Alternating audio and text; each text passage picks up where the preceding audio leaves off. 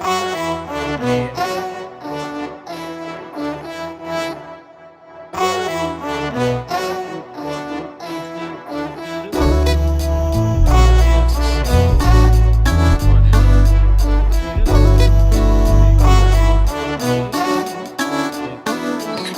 you feel it?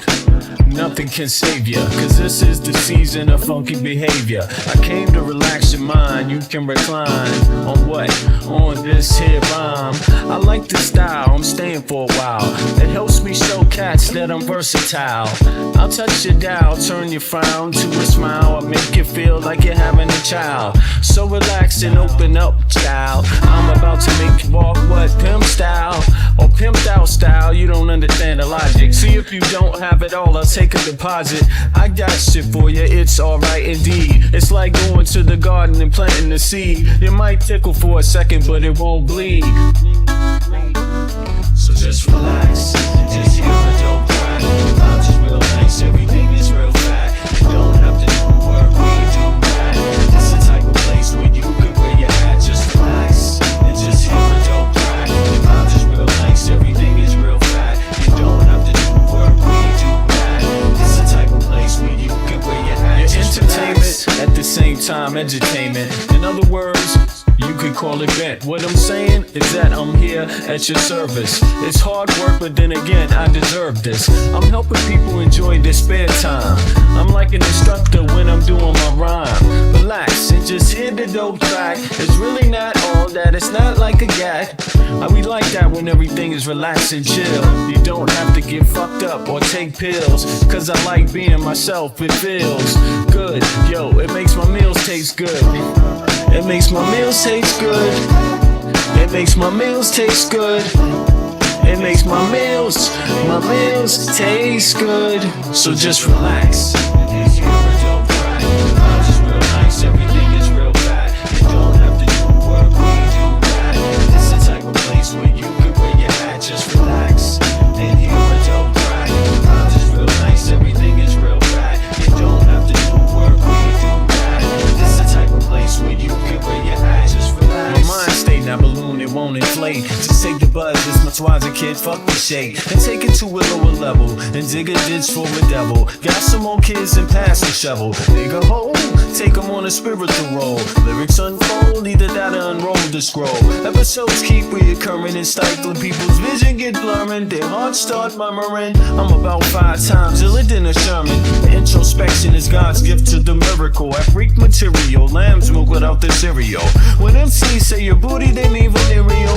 Your fake material hip-hop killers, they more faking than fucking Michael Jackson and Thriller. The status of a hoe, Quanto Costa. They wanna know how much it costs, kid, I bet for keep to me just relax and just hear a dope track. The vibes is real nice, everything is real fat. You don't have to do work, we do that. It's the type of place where you can wear your hat. Just relax and just hear a dope track. The vibes is real nice, everything is real fat. You don't have to do work, we do that. It's the type of place where you can wear your hat. Just relax.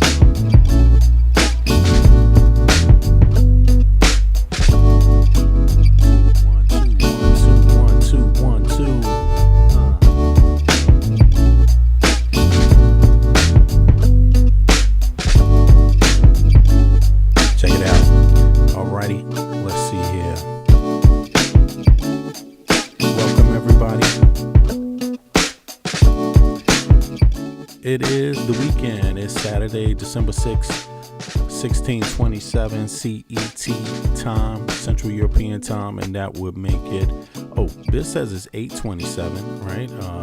That's Pacific time, USA, and that would make it about something like 11, 11, is it 10 a.m., 10:27 Eastern Standard Time, USA. Good morning to everybody in the US. Good afternoon, or closer towards the evening, after midday, you could say. That's what they call it in Danish, after midday. In Denmark and in the Scandinavian. And good evening to everybody in Asia, right? Africa's on the same time as Europe, actually. So big up to Africa also. South America is U.S. time, Pacific time, Eastern Standard Time. That's the time going on there. So we all got these different regions. But we got a big conversation going on over here because, our nations interconnect, as you can see. We are affected by others in our own regions of the world, right? I mean, the EU is affected by Russia pretty much, and Russia claims that the EU affects it. I mean, Russia's whole thing is like, hey, man, the EU is expanding on our doorstep and we scared to death of them. But then they get crazy and then they're like, yeah, we'll blow the shit out of you. We'll launch a nuclear bomb. We will, it's like Russia can't figure out if it's scared of Europe or if it's not scared of Europe. And by the way, they keep saying, like they're worried of the EU encroaching. Yo, man, people are breaking off from Russia. Do you understand that? That's what's going on. People that never considered themselves part of Russia, people that were pretty much kind of forced into being under the Russian sphere because of wars. I mean, keep this in mind. Germany expanded. And when Germany expanded, there was a lot of countries that after the expansion and in the recession, there's a lot of spaces that became Russia, and there's a lot of people and, Americans, there's a lot of Americans. And I don't mean just North, but North, South, Central, forget that period in time. But Europeans, people in Europe don't forget that time. And people in Asia don't forget that time. There's some people that would be considered Asians, right? Also, even Turkey remembers that time. Look, listen, there's regions that are being, that change in that area, right? In that part of the world, some have been contested by Turkey. Turkey considers itself a player. I mean, they don't necessarily want to see Ukraine become Russia. Why should it become Russia when Turkey used to have a lot of influence on the Black Sea, right? That's according to Turkish history, the Ottoman Empire. I mean, everybody has their different influence and different views, right? So if you really get into history, you kind of know that, and you can read between the quote unquote political lines, and you can extract the bullshit from the fact, you know what I mean? But anybody that has a map can understand and even has the slightest interest in history at all, if you are to be taken serious at all about history, the easiest thing you could do is open up a map and notice that Russia is the biggest geographical country on earth, and ask yourself, how did that happen? Was that a friendly expansion? Did it just happen to be because of friendship and everybody loving each other? Or does it have something to do with Russian colonization? Yeah. And people that claim to want to talk about colonization, my advice is, if you want to have a serious talk about colonization, then you might want to include people that colonize, and Russia's one of them. They had a colonial history, So that colonial history is a large one. It is expanded from, large parts of the earth. Half of the Baltic Sea used to be Russian, claimed by Russia. You see what I mean? Now, these people don't claim to be Russian. They don't want to be Russian. And if you ask them and you care about your own opinion, then you might want to care about somebody else's opinion, because why is your opinion more valid? Why don't human beings, why can't we acknowledge all of our opinions as valid? Why can't we get to that point? There's a lot that's going on in the world. You could ask yourself, does Maduro, what does he care about Russia expanding into Ukraine? You could ask that. So it's a great question. Does Maduro care about Russia expanding into Ukraine? I mean, it's a fair question to ask. Maduro is a leader of a country. What he thinks has great confidence. He supported Russia, basically. I don't know how much of that is really like deep inside his heart, or if that's just how things have to be because he gets some aid from Russia. You know what I'm saying? But the reality is that you got that going on, right? And Putin, Europe doesn't like the fact that the U.S. isn't stepping up in this NATO thing right now under Trump, because Trump is pretty good friends with Putin. The EU doesn't like that, right? Putin didn't like Biden and Harris because they were stepping up in the EU project, right? In the NATO project. So things change, and since Trump has a great admiration for Putin, well, Trump is about to invade Venezuela. You see how the You see how this all goes around in a cycle, whether you like it or not. You see how we're kind of interconnected. You see that? And I say whether you like it or not, because you don't have to like it. I don't like it, but I'm smart enough to acknowledge that it exists. You know what I'm saying? I'm not going to defy gravity. No one is going to defy gravity. You know what I'm saying? So, I mean, it is just like that, you know? Somebody, what is this? So this guy just ignores the history or the U.S. coup in Ukraine. Is there a U.S. coup in Ukraine? Is that what's going on? Who are you talking to? Are you talking to me? I have a name. It's called V Media. If you want me to understand, you are addressing me, right?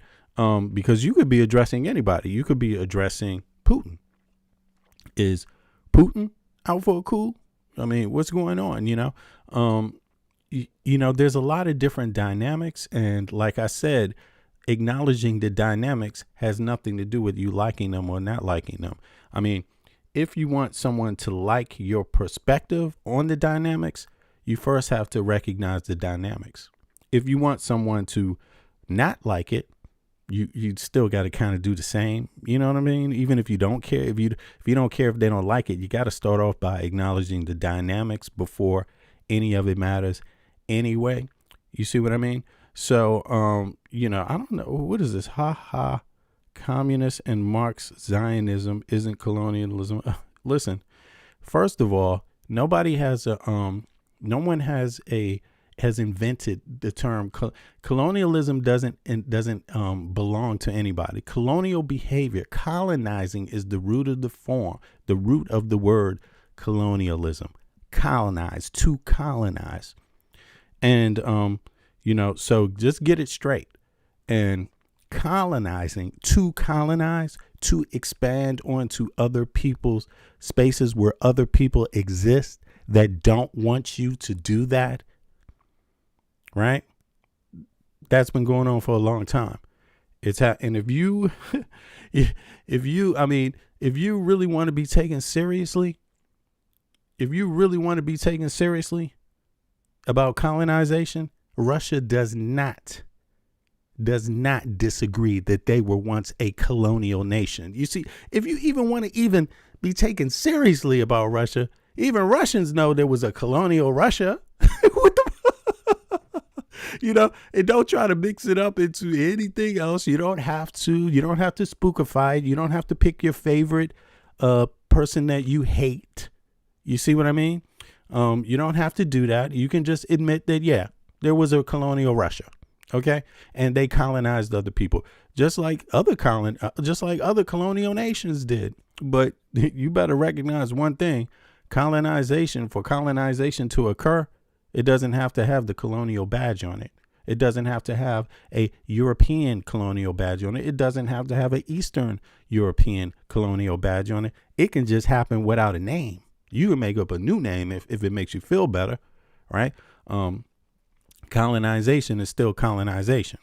You see what I mean? So, and it doesn't change the fact about whatever you call it today, Putin praises Trump and Trump praises Putin. And the dynamic between the EU and NATO and US has changed from what it was with the insertion of Trump in that relationship with Putin. You cannot deny that. You also cannot deny the fact that pretty much Putin isn't really having an issue with Trump doing anything in Gaza. Since you want to bring up the word Zionism, Putin is pretty much doing what Putin does, what Russia does: sell weapons and let it fall where it may. You know, you defend. You got the weapons now. Fight your fight. Whether you win or lose, hey, that's not really Russia's fault, right? You know what I'm saying? They have the right to sell you weapons, and they have the right to sit back and watch whether you win or lose, right? You see what I mean? So, you can classify it however you want, but you must acknowledge what is happening too. However you want to classify, whatever terms you want to use, the classifications mean nothing without the acknowledgement of the events on the ground. You see what I'm saying? So, having said that, you don't have to like it or you could love it. Either way, Now, another aspect of this is we live in a world where China and Russia, they actually wanted Putin to win. They wanted Putin to win the 2024 presidential election because they feared and hated Biden's approach. That's what they hated. And they spoke about it, and they armed people. They sponsored a lot of online, what's called trolling, social media. They took, had their thing out there, and they did this anti-colonial thing. Yeah. And it worked.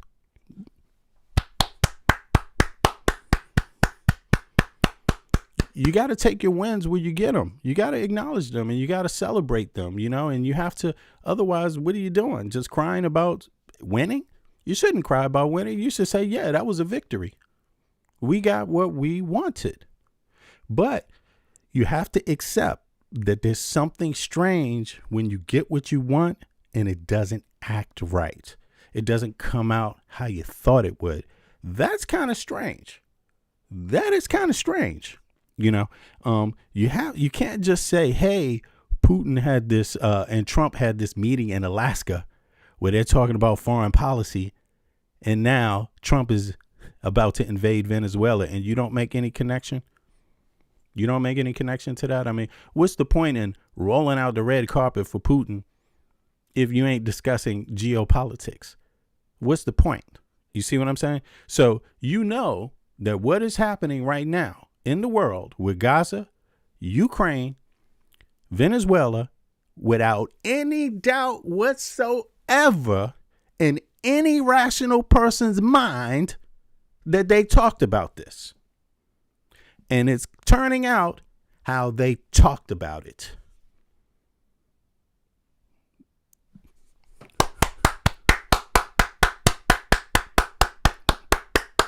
Let's acknowledge that. Let's acknowledge it. Yay!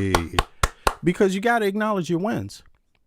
Now, me myself, I had a different perspective on it. I have a different spin on it. You know what I'm saying? I actually think, damn, why would you want to invade Ukraine anyway? That's my thought, because all you're going to do is these were my thoughts last year, 2024. My thoughts last year were, I don't agree with the invasion of anybody. I don't give a fuck who it is, and I'm an American citizen. That doesn't mean my government does anything I want it to do all the goddamn time, because you have different political groups, different views. And politics means being a citizen of a nation, just like every nation on earth means you don't get what you want all the time, and you're still a participant. It doesn't matter if you live in Nigeria. Every Nigerian doesn't get what they want all the time out of their elected politicians. Doesn't matter if you're a Ugandan citizen. Every Ugandan doesn't. No. That's not how citizenship works. Every Dane doesn't. Every German doesn't. Every Ugandan doesn't. Every South African doesn't. Okay. Every Ghanaian doesn't. Do you know how many political parties they got in Ghana? You see what I mean? So this is democracy. But in 2024, my simple thoughts were, if you don't want Europe becoming more militarized and investing more money in weapons, then you would not support Putin invading Ukraine. That was my thought last year. And I could be honest about it because I vocalized it. Go watch my videos last year and you will see that. That's what it is. Okay. I could see one step ahead of my nose. I could see 3 and 4 steps ahead of my nose. You see what I mean? That you must do that if you want to be taken serious in politics or strategy or anything. Geopolitics, one move obviously affects many other things that happen after you make that move. There's an effect. There's a chain of reaction, right? So my thought is invasion isn't good, but if you stand against Israel occupying and invading Palestine, then you would stand against Russia doing the same with Ukraine. That was my thought. If you want an end of the conflict in Palestine with Israel, then you wouldn't want, anybody adding to it, anyone supporting any side that is using. You wouldn't want that to use weapons. It's very simple. You wouldn't want that, right? But when you support one side, it creates it makes the other side say, okay, then let's have it your way. And that's what's going on, And yeah, so in any case, that brings us to today. Europe is not too happy with Trump. And why is that? Why is Europe not too happy with Trump? Basically because of, what Europeans see as Trump aiding Putin, right? Just what we talked about, Trump aiding Putin. And by the way, since last year, Europe has become more militarized. Europe has spent more money than it ever does on weapons. Yes, they used to rely on the U.S., right? Because the U.S. has a huge military capacity that spans across the globe. And you've seen them use it many a time, right? And they sell weapons all over, right? And people claim to not like it, especially people like Putin, right? So you can't have it both ways. Either Putin is right or he's not right, right? She can't have it both ways. Either he's right or he's wrong. He doesn't seem to like that U.S. presence in the Pacific, right? So what are they there for? Is he scared just because there's some American citizens standing around? No, he's scared because they're arming people, because there's a military presence, right? Now, Europe got the message. Trump has said this many a times. He said it, and everyone who's been following the conversation heard it, and you can't have selective memory. Trump told Europe it must learn to defend itself. And people that support Russia said, bravo, bravo, bravo. Thank you, Putin. And Europe said, yeah, okay. Is that what you want? That's what they said. And today, Poland puts more of its GDP than the U.S. even puts into its military. And that's on the steps of the... I mean, this is how this is playing out. Dominoes. You see what I mean? And I mean the other kind of dominoes, just like boop, boop, boop, boop, boop, boop. And you could just watch that shit go all the way around the earth. That's how it's going to play out. And so in any case, the EU's not happy about that. Now they're getting to the point where they're basically about to cut the U.S. loose. They're about to cut the U.S. loose because they've kind of inched up slowly while people have watched. And while they said it, people have watched it and they've heard them all investing. Look, the EU, this is months ago, released funds to every EU country to bolster up weapons manufacturing. Do you understand what that's going to mean? That means if you bolster up your weapons and you create weapons, and let's say they start off being used for the Ukraine. Let's say that's what that's about. Okay. Putin wants to invade Ukraine. We asked Putin to stop invading Ukraine, but Putin won't listen to us because Putin doesn't respect us. Right. So Putin is going to keep killing people and bombing Ukraine until the people in Ukraine who don't want to be Russian are conquered and killed off. I mean, he's been saying it slowly, and he's even said it. I'm willing to kill you all. That's what Putin has said. I'm willing to kill you all. That's what he said. And everybody heard it. Everyone who supported Putin last year heard him say it just weeks ago now. Now, what he said, what Ukrainians already knew. Putin is willing to kill us all. That's what they've been saying. So once you create these weapons, what do you think is going to happen? It's only two things that can happen. You either, what's up, Ruffy? You either use these weapons, or these weapons sit around, or these weapons end up getting sold to other parts of the world. That's capitalism for you. Did you know that? Russia's down with capitalism, by the way, in case you don't know that. China's down with capitalism, in case you don't know that. Right? Who's not down with capitalism? Raise your hand if you're not down with capitalism all of a sudden. You see what I mean? Like, there's no need for Venezuela to not be down with capitalism when Russia's down with it and China is. I mean, what you going to do? 3 superpowers are down with capitalism. You know, you're going to be a little capitalist if you want to survive this game. You know what I'm saying? A little bit.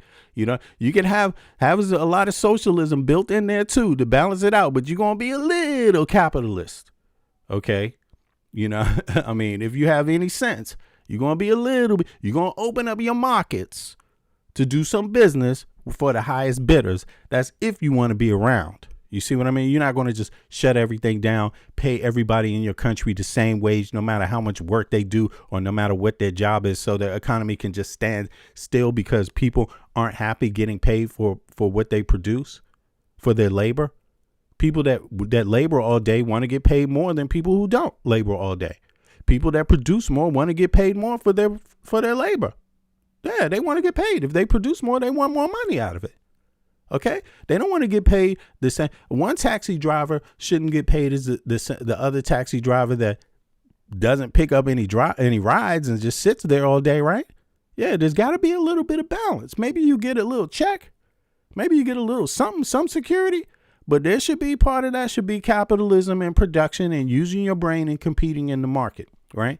Now that's already happening, so people ain't going to turn back. You basically know that what's going on in Europe right now, because the United States did not put its foot down, because the United States could have averted all of this. But Trump chose a much larger war. That's what he chose. And the experts told him that is what you're doing. You're giving Russia time to stay in the war that they didn't have the capacity to stay in because their economy has been decimated. But you keep giving them an opportunity. And that's what Trump has done. He's ended sanctions on Russia. You know, even though Russia has lost damn near 1 million people trying to fucking invade a little ass country called Ukraine. I mean, they've lost more soldiers than any superpower has lost since World War II. That's how many has been lost in this little debacle with Ukraine. I don't know if you call that a good use of your manpower, of your citizens. You see what I mean? So yeah, Putin got shit on. Of course, Putin. You know, Trump is only thinking about himself. It's illogical what Trump is doing. It has no positive mathematical ending. What Trump is doing. This is all personal for Trump. You see what I mean? Trump is just trying to avoid, his narcissist ass out there just getting, busted and embarrassed publicly. But it's going to happen anyway, no matter what he does at this point. The fact that he is abandoned, the more people he abandons, the more certain you could be that it's not going to turn out the way he thinks it's going to turn out, because people are pissed off. You can't be in NATO just to be a blocker, just to block people from defending themselves. You can't sit up there and say, hey, I'm your friend. And then when someone does something to you, you sit there and say, I don't know. What should happen? You tell me. Let me look. I think the guy that bombed you is okay. He seems okay when I have a meeting with him. You know what I mean? So this is the dynamic that people last year, people that wanted Kamala Harris not to be president, this is what you set into motion. This is what you set into motion when you did that. Understand this. You set in this guy Trump to be invading Venezuela, a neighbor, an American neighbor. You set this in motion. You have to understand that. You set it in motion. Because political allies are not politically in agreement with Venezuela or not, they're not our goddamn enemy and have never been our fucking enemy of the United States. Everything we do under Trump is pushing them towards defending themselves. It's just insanity. We're the one. Now, we say we wanted the opposition. We say we wanted the people who won the election to win. That's what we say. Well, we're just undermining that, because threatening them is only bolstering up the other group that's for Maduro. So you can't have it both ways. You can't have it both ways. You can't. You see what I'm saying? Now, for me as an American citizen, I'm not to decide how Venezuelans pick their presidents. I'm not to decide who is right and who is wrong. More importantly, I'm not trying to decide that. I don't have no beef as an American citizen against any Venezuelan, period. I don't. You know what I'm saying? Just like I don't have any beef as an American citizen against any citizen of Cuba, Colombia, Bolivia, Brazil, Chile. You see what I mean? Peru. I don't have any Jamaica, Trinidad, Mexico. You get the point. Panama, right? You get the point. As a citizen, I don't have any issue. I don't have any goddamn issue with them. What's the difference? We all have the same history. We all have a certain level of culture, Pan-American culture. I'm not offended by bean stew. I'm not offended by that. I'm not offended by their indigenous cultures. They're very similar to the U.S.'s indigenous cultures. I'm not offended by that. I'm not offended of their mixture between European or African and native history. I'm not offended by that. There's nothing there that offends me. You see what I'm saying? There's nothing there that offends me. It's the same. You see, it's just the same.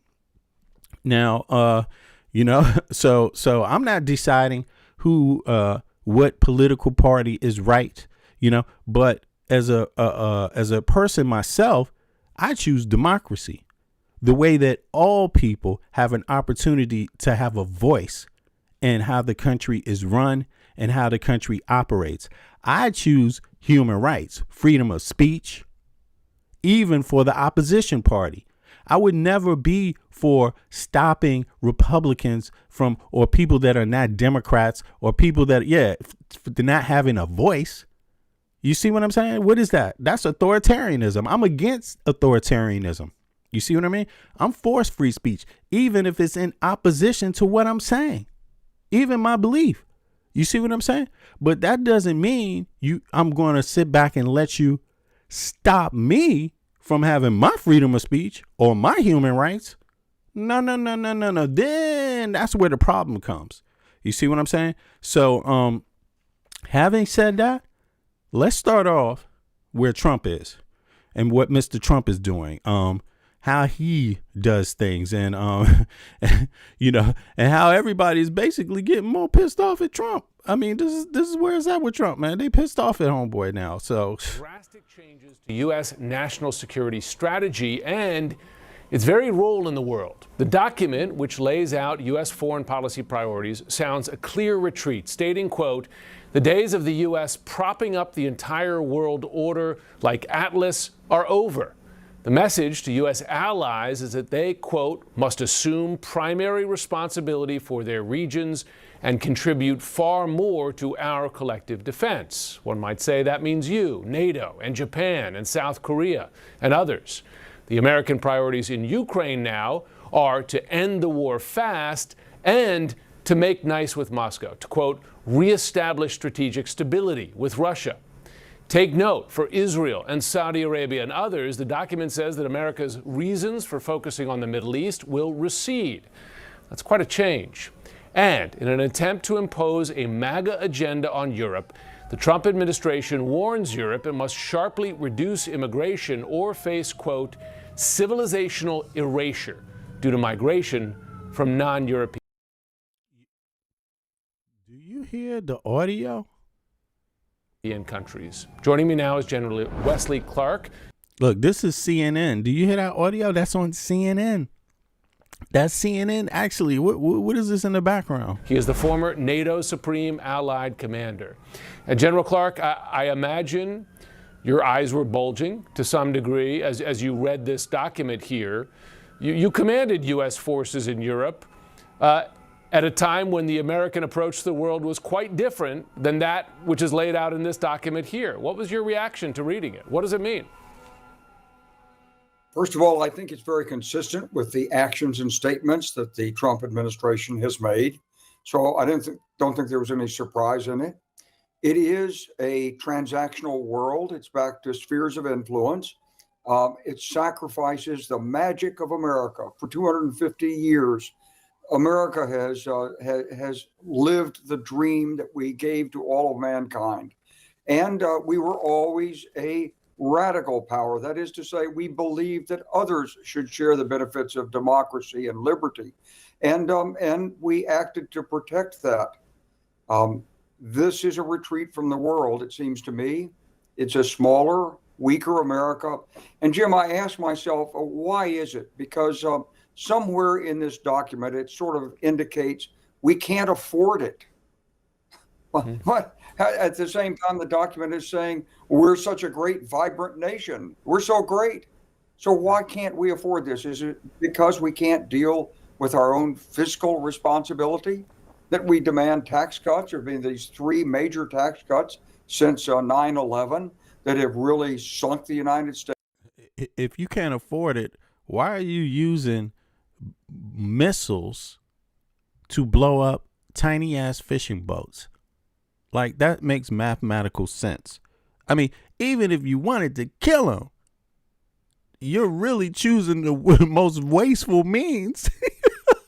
I mean, look, you're choosing the most wasteful means of doing it. It just doesn't make any sense. It doesn't make any sense. I mean, but let's let them talk. Into a difficult deficit position. Is that what this is about?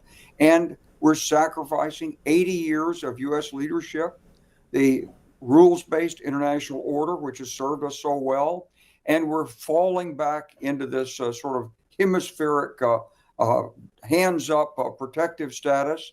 And, you know, when you look at it, you think, well, what about the dollar? Well, the administration wants to protect the dollar. Well, this is not the right way to do it. Well, what about the use of force in Latin America? Well, it doesn't seem like that's a problem for the administration. It's been tried in the past, never worked very well, hasn't worked in Haiti. It's not going to work in Venezuela.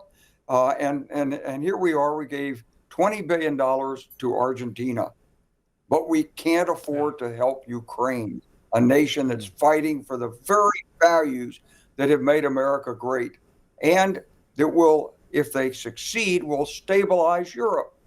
But we Now, I'm just going to pause it right there, because I want people to understand something. Like, when we're talking about Ukraine, right, you have to understand something. There's layers to what that means, right? You're talking about Ukraine, the country, but you're also talking about where Ukraine is, where Ukraine actually is, right? So let's pull that up just to remind people, you know, and this is what I like to do, because for some people, it's just a name. You know what I mean? They don't even know what the hell the real conversation is about. You see? I mean, they don't know what the real conversation is about because they don't often look at maps, right, when they're having these conversations. So when we're talking about Ukraine, this is what we're talking about right here. We're talking about this area right here. We're talking about the inlet to the Black Sea. That's what we're talking about. Now, Russia already seized Crimea when Obama was in the issue, you know, when Obama was president. And this was the first thing, 2014, something like that, if I'm correct. Isn't that right? Let me just double check here. Let me see something. Let me just make sure I got that right. Let's see here. When was Crimea? Sorry about that. I had to, it's because I had to switch over some language in my brain. Crimea annexed by Russia, right? Even though I did some spelling errors there, it would still figure it out. Let's see here. Okay, that's 2014, like I was saying, right? So now that we got that established, let's go back. So this area right here, this little hack, I don't know if you could see it. Let me make it bigger. Boom. This area right here, this area, you see where I'm hitting these names? All of this is Crimea. This was seized by Russia in 2014. So before that, the rest of this was Ukraine. You see, the rest of this was Ukraine, actually. A lot of this was still Ukraine. You know, I mean, Crimea is still legally Ukraine, right?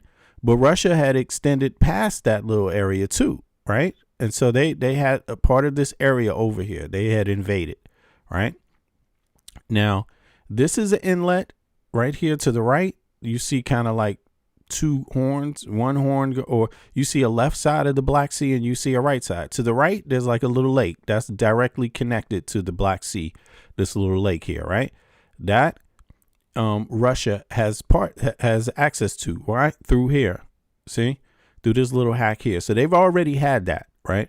But when they took Crimea it expanded their access into the sea, into the Black Sea. So let's go out. Let's go out. You see that here? Now let me see something. All of this, you see that? So they have access to the Black Sea. Now, since 2014, they moved on, right? Now this next adventure got them to this point. You know, it's gotten them all the way to here, all the way up to Odessa, right? Now you see the real point here is to cut Ukraine off from the Black Sea and to dominate the Black Sea, to dominate it. You see? Now here, who is a who in history has also actually worked within this area, had serious, it's the Ottomans, it's the Turks. They've had serious influence in this area. You see, all these areas. So they have actually worked against Russia controlling a lot of this stuff. Why is that? Now ask yourself, why is that? Because they don't want Russia on their doorstep either. You got to understand that. You got to understand that. So when you think about, what is going on with this war, when you think about that, right, you got to think about the fact that there's other players in this game that are going to affect you. They're going to affect you. You got to see that, right? Now, horizontal view. Okay. Yeah. Okay. I don't know what you mean by that, Mac Miles, horizontal view.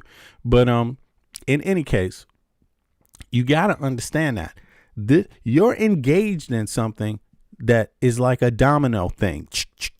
It moves around. It doesn't stay stagnant. It's not staying still. You can pull yourself out of one event that will trigger other events. You see what I'm saying? And these other events will affect your positioning also, whether you know it or not. Whether you know it or not. You may not know it right now, but you will come to understand why. So everything that Trump is doing, if you sit there and think that it makes sense what he's talking about, well, we're going to save a couple $1 billion here. We don't want to give them 10, how many should we give them? We don't want to commit to them. That's about Ukraine. Are you out of your mind? The whole world is interconnected. The whole world is interconnected. Guess what else is going on in Turkey? Do you think Turkey has any nuclear bombs? Whose bombs are those? That's inside of Turkey. Why would you want Russia on Turkey's doorstep? Why would you want that as an American citizen? Do you trade it all with Turkey? Does Turkey have any influence? I mean, you see, this whole thing is based on cooperation. Who wants to peacefully and fairly cooperate versus who wants to oppress people and scare people and force people into cooperation? That's really what this is about. You see what I mean? And it expands way beyond the U.S. But the U.S., as the biggest power, if it wants to retract itself from most people who want to do business with the U.S., who want to cooperate with the U.S., if the U.S. wants to retract itself from that, it's going to cost the U.S. very big. And it's going to cost American citizens a whole lot. And it's going to cost American businessmen even more. Even more. You see what I mean? So those businessmen right now, I don't know what the hell they thinking. I'm going to tell you, they don't go outside and tell you the truth, what they think every day on TV.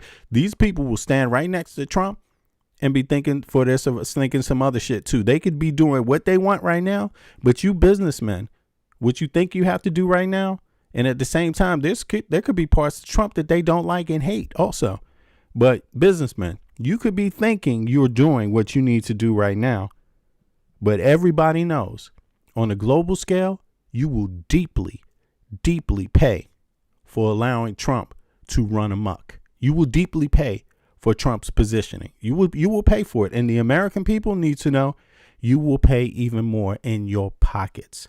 You will pay even more. Now, let me see one more thing here. Let's just go back to this. If it's about saving money, let's just go back to this, because right now they claim to be attacking Venezuela. When you see your ally Colombia say, no, don't do that, you need to think about what that means and whether you need to respect that, because Colombia is a U.S. ally. When they don't want you invading Venezuela, First of all, they don't want more Venezuelans spreading out to the Caribbean. Nobody in the Caribbean or in Colombia or in Panama, they don't want to see even more Venezuelans flee Venezuela. They don't want that. First of all, that's been the problem with Maduro. And also the politic. I admit, as an American citizen, I don't even think we should be sanctioning them like that. I don't think so. I don't think we should be part of sanctioning. I think we should be part of deep working relationships with Venezuela. That will end a whole lot of shit. Just like Obama planned with opening up, stopping the sanctions with Cuba. I mean, who do you think benefits from that? Do you think that the United States is harmed by stopping sanctions against Cuba? Hell no, because those people want American products. That's what they want. That's what they want. Venezuelans want that shit too.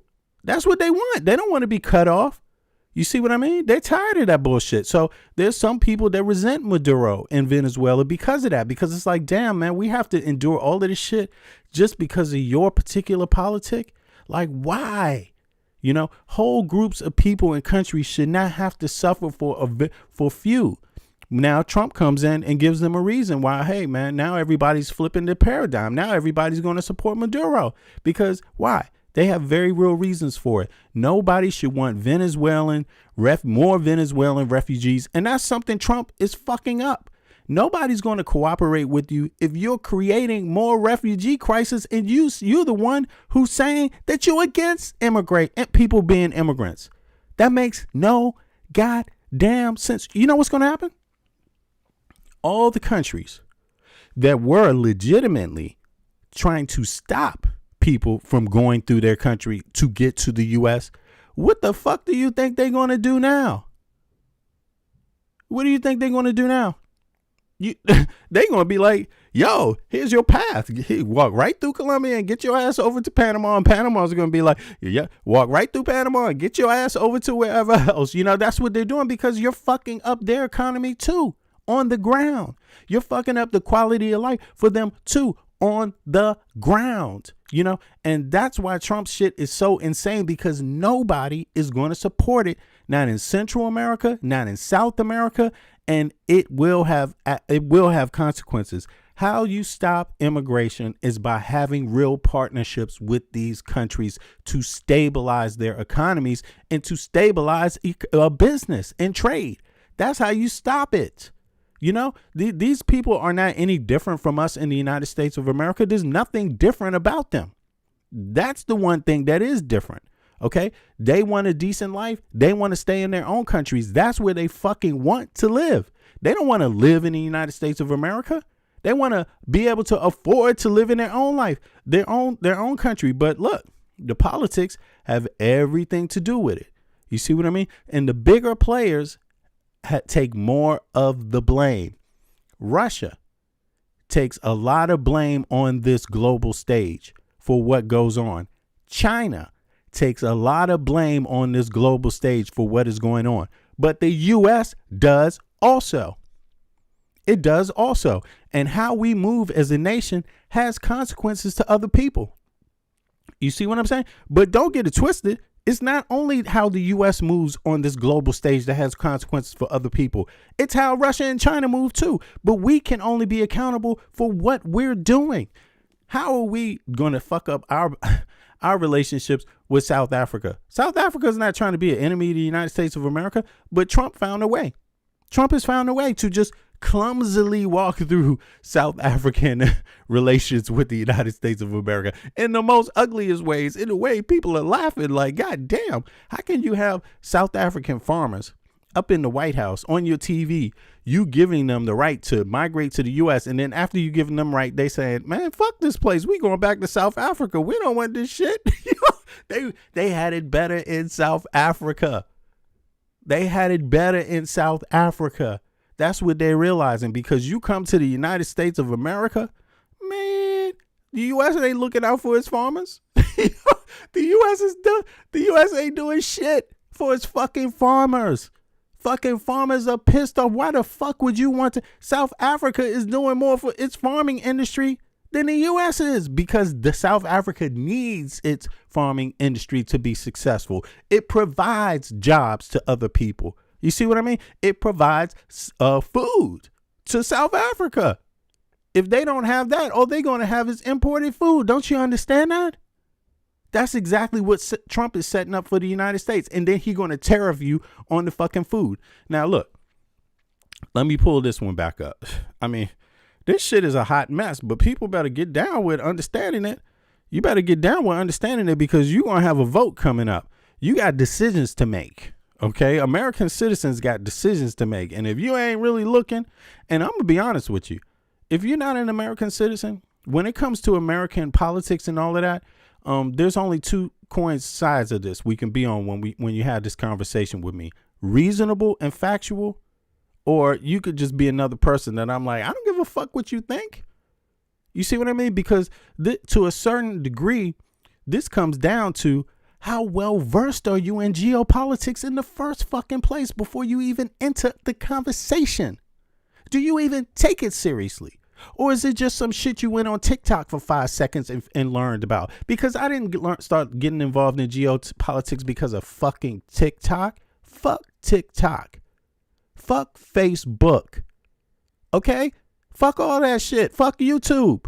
I got into geopolitics by reading the newspaper and reading books and speaking to other people from other fucking countries. You know what I'm saying? Being a part of international forums that ain't even in social media. You know what I'm saying? In real life. Qualifying information is necessary. That's something you can only do in real life when you're meeting real, actual people from these real fucking countries. And sitting down, people that take this shit serious.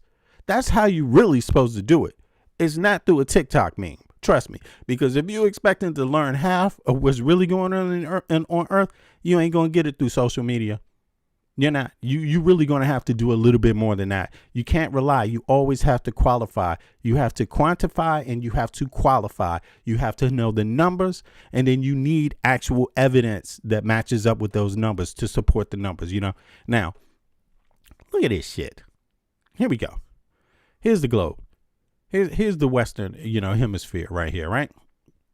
Now, you got Caracas down here, right? You got Caracas is the capital. Can y'all see that? Let me see if I can make this a little bigger. Did that change? Oh, it didn't change yet. Y'all see that? There it is. All right, so here's the U.S. Here's Miami up here. You see Miami just lit up. Boom. Right? Here's Caracas right here. Now you can see this is not a big distance from here. It's not. People gonna walk over here. People can walk through this way. You could have people going through a lot of taking a lot of dynamics. What typically happens, right, is that if you have a war with with Venezuela, right? What's going to happen is people are going to leave to Puerto Rico. They're going to leave to every other island here. And they already flood these islands because, look, even before a war, this is what's been happening. And why? It's because sanctions. Before this war, the U.S. already had on Venezuela. So people have been fleeing Venezuela because of sanctions for a minute. And why do you have the sanctions there? Because people perceive, the Western powers perceive largely Maduro as being authoritarian. That's what they believe. He fixes elections, right? Oppresses his opposition, uses violence and other means against his opposition, right? It's not the first time somebody's done that in the world, right? Now, so there's been sanctions. The economy is not doing that great. Yeah, or they have a lot of oil. A lot of people think that sounds great, but they have a lot of oil. Well, move your ass to Venezuela and find out how that oil is spreading across the country. I mean, yeah, sure, you get some cheap Russian gasoline because they can get the oil, they refine it and give it back to you. You could drive your mopeds around and do your business that way. But everything else is decimated because of trade. Who's your neighbor? Colombia. This is your neighbor. This is Colombia. You see what I'm saying? Who's your other neighbor? Guyana. Do you know Guyana, in terms of oil and things like that, that they're actually under threat because of, they say they are, of Venezuelan government trying to seize. There's areas here that Venezuela is trying to claim. Yes, even under Maduro. You see what I'm saying? So you need to reach out a little bit further in your information sources to figure out what's really going on in the world. Don't expect just MSNBC. I'm not dissing them, by the way, but don't expect any new don't expect any major news network to really tell you everything that needs to be told. Don't expect TikTok to be a replacement for any major news network, because it's not. It's owned by the same goddamn people. Don't expect it through Facebook snippets and clippets. Go talk to these people. Research, look up the information about them specifically. Who's putting out human rights organizations? Research, their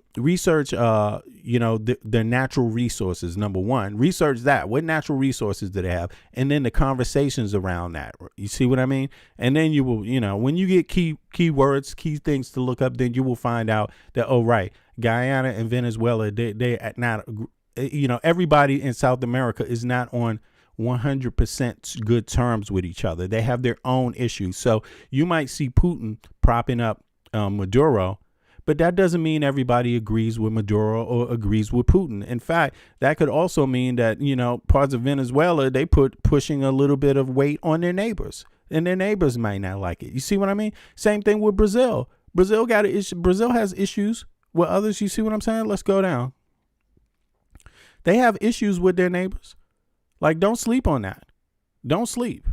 They definitely have issues with some neighbors. And, so you have to really kind of do a little bit of research. But these things do come back to haunt you. Now, if Trump wants to go here and start having this war, first of all, nobody in South America is for that. No matter if they're allies of the U.S. or not, they typically don't want it, because the first thing that's going to happen is more Venezuelan citizens are going to start going out to all these islands, which they already there. They are poor. You go to Dominican Republic, there's Venezuelans there, poor. What are they doing? What's the jobs they have? You see what I'm saying? Trinidad, what's the jobs they have? You see, are they taking jobs from other people? I mean, you have to ask them to know this, but I know damn well there's a whole lot of them that's been leaving. You see what I mean? They go that way. They go into Colombia, right? They go down into Brazil. You see what I mean? So there's a lot to be said. Guyana, right? There's a whole lot to be said about this, about what's going on here. You see what I mean? You may not be able to see the border, right? You may not, because Brazil has a lot of different states, obviously. So you may not be able to see where the border is of Brazil here. But, once you come down here, you're dealing with the Amazon, right? That's part of Brazil, too. You see what I mean? Brazil's very big, right? You see what I'm saying? Like here, you see, now you're dealing with another country here. You see, this is Bolivia here. There's a big line here. You see, next to Bolivia, boom, that's Bolivia. But over here is what? Brazil. You see? So you're dealing with Peru. But over here, what's this? You see what I'm saying? You see? Brazil. You see that? What's this? Brazil. You see that? You see? Let's go up here. What's this? Brazil. You see? Right here, this is right next to Venezuela. This is the southern part of Venezuela, right? You see that? So you have to understand that, right? And you need to know this for yourself. If you are going to engage in any type of geopolitical communication, you need to know what this map looks like. You need to know that. And you need to be able to cross-reference what's being told to you on TV with this map. That's what you need to be doing. Because if you don't do that, you are going to you're not going to understand what's really going on. You're not going to be able to understand it. You will actually think something that is totally preposterous. So now you're going back to this one. Now you see Black Sea is right here, right? This is the Black Sea. This is where Ukraine is located on. Russia is on the other side of the Black Sea. Turkey is on the other side of the Black Sea. Romania, right? You could pick up the newspaper and find out what's going on with Romania. Bulgaria, you see what I mean? Right? Poland is here. Poland is on the Baltic Sea, right? But Poland does not want to see Russia encroach on it. And it definitely doesn't want to see Russia It's not in its interest to allow Russia to cut off Ukraine from the Black Sea. It's not in Poland's interest. Poland has a very big military. It's one of the biggest in Europe, period. You see what I mean? They know what that means because they want to trade with someone that's going to allow their shit to flow through their country into the Black Sea. And they don't want relations with Russia because Russia basically tried to control them before in real history. You see what I'm saying? In real history. So this is what's built up. This is what this conflict brings to the table. You know, these behaviors that Putin and Trump are engaged in with China being silent on, this is what they're engaged because China knows what's going on. They see this going on. They know what is about to come from this. They know it. They may not be talking about it, but they are positioning for it. And what you're watching is the beginnings of a global war. And that will include the United States of America. That will include the EU. You best understand that. See, that could have been stopped. That could have been stopped. You just didn't hear people conversating. You didn't understand the conversation when it was happening. A lot of people that voted for Trump didn't understand the conversation that was happening. Because you get a F when it comes to geopolitics. Because you don't fucking know the world you live in. And you fucking don't even know other people. And of course you don't because you're some fucking bigots. Right? You're either some bigots or you're some people caught up in some old Cold War thinking that the whole world is matched out the fucking same. You think the whole world gives a fuck about Russia? You know, get the hell out of here. You need learn history. The whole world fucking doesn't. People don't want to be caught up in another Cold War. Don't you understand that? People don't want to, but Trump is opening that door up because listen, Russia, China, and the US, they know that a lot of other people are going to pay the price for this impending war. The little people. The little people will.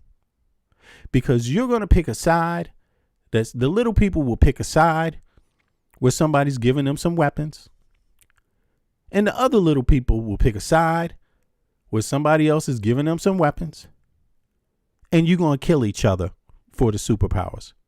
And while the EU may not be a superpower, you know, totally yet, they're also not the little people either. And you hear them saying, and we ain't going to be the little people in this. That's what they're saying right now. You know, they're basically saying it in nice words. And they're saying it by saying, OK, we will build more weapons if the U.S. doesn't. We hope the U.S. does. We would like Trump to. We're hoping, we're in good faith. We hope that Trump and Putin are having peace talks. We hope they want peace. But while they're planning for none of that shit working, actively planning for none of that shit working, openly hoping that they do, resolve this because they know where it's going to go. And guess what? It ain't really going to, they're looking towards defending themselves, of course. Yeah. But they also looking to what's going to happen down here. What's going to happen over here? They're also looking at that. And they also know other people want weapons too. Just like they always do. Yep. And if you think that some of these European countries are just going to sit back and be attacked and do nothing physically about it to who is attacking them, you out of your goddamn mind. And you need to go get a calculator. Because the EU has 450 million fucking people, just the EU, paying into one economic pool and trade alliance. The United States of America is the number one superpower on earth and only has 350 million people paying into one economic pool and one alliance. Don't you understand what that math means? Don't you understand that? Yeah. You need to really understand what that means. Mathematically, it means the EU, if it puts its foot down, is not the little people. No. There's a whole lot of other areas where people don't cooperate together, don't like each other. There's a whole lot of other where people don't necessarily totally trust each other. I mean, even South America is in a better place than a lot of other places on earth. You see? You see? So just get prepared, because this thing is about to get deep. Now I'm going to revert back to this. Now let's hear some more. We think Malay is more important. So, I didn't find anything inconsistent with the actions of the administration, but seeing it in black and white and having it unravel like this, it's a big change. It's transformational, and it may pave the way for war. Let me ask you, and perhaps relevant to that point, General Clark, I wonder how you think China and Russia read this statement. Do they find themselves emboldened to test, for instance, Europe further, or to test Taiwan, that the U.S., based on this document, would not consider Europe's security or Taiwan's security a priority? Want to learn how to clone yourself? Is actually one thing I didn't mention when I said, doing the numbers. The EU has 400 million people, over 400 million people paying into one economic pool. The United States has 350. Let me do the math. But guess what Russia got? The biggest geographical country on earth only has 150 million people.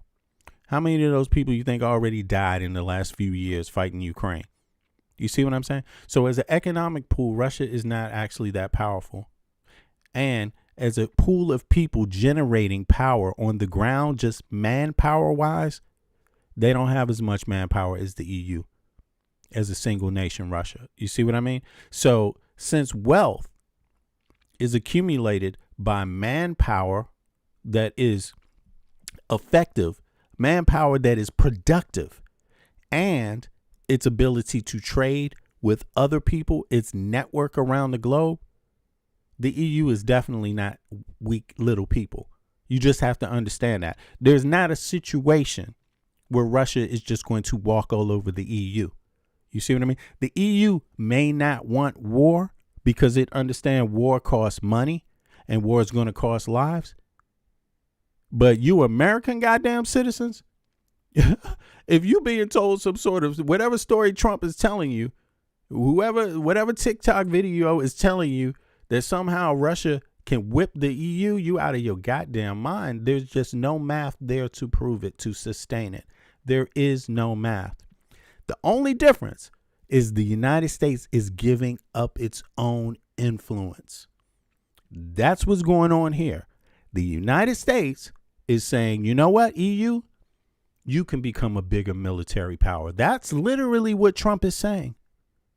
You can do more business and trade. You can sell more of your weapons around the world. You can take our place on the global stage. That's literally pretty much what Trump is saying. That's pretty much what Trump is saying. And do me a favor. Everybody, tell me what country you live in, what state you live in right now. I'll tell you. I live in Copenhagen, Denmark. Let me know what country you live in right now, because I know I got a lot of EU listeners, and around this time, you know what I mean? So you let me know where you live. I'm interested because I read the EU papers. You know what I'm saying? So I pretty much know what's going on. France just had some submarines under drone attack. They suspect it was Russia.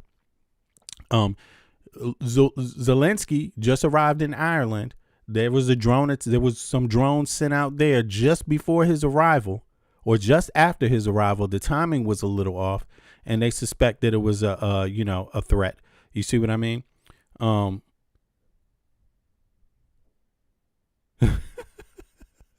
Yeah. Virgil, what's up? Where you at, Virgil? Where you at, Virgil? Come on now. Don't be late. Don't be late on the train, bruh. You know what I'm saying? Yeah, what's up, Cali, Las Vegas, St. Louis? What's up? All right. Yeah. So now listen, I see Virgil Virgil doesn't want to say where he's at. Okay, Virgil, we got you. Yeah. in any case, just we could come up with all the scenarios, but just understand there's nowhere in hell you ever gonna find any place that says Russia only has more than 150 million people, because it fucking doesn't. And it's the biggest geographical country on earth, and it has to protect itself with only 150 million people. And you want to invade the EU that got 450 million? Are you out of your motherfucking mind? Like, get it straight. United States of America only has 350 million people.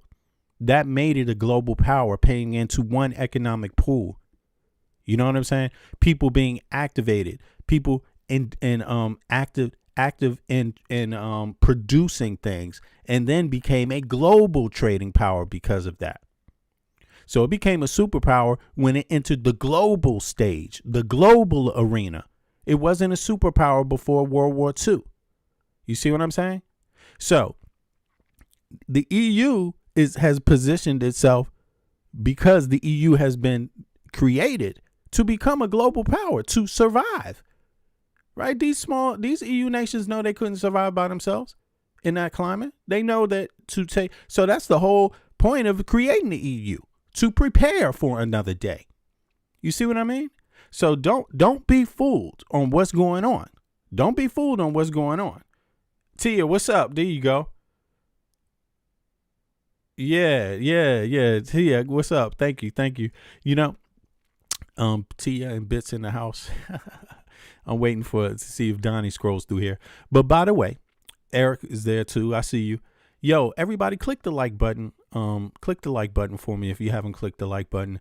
But don't worry, because no matter how many likes are clicked, no matter how many people view, I'm going to do what I do anyway.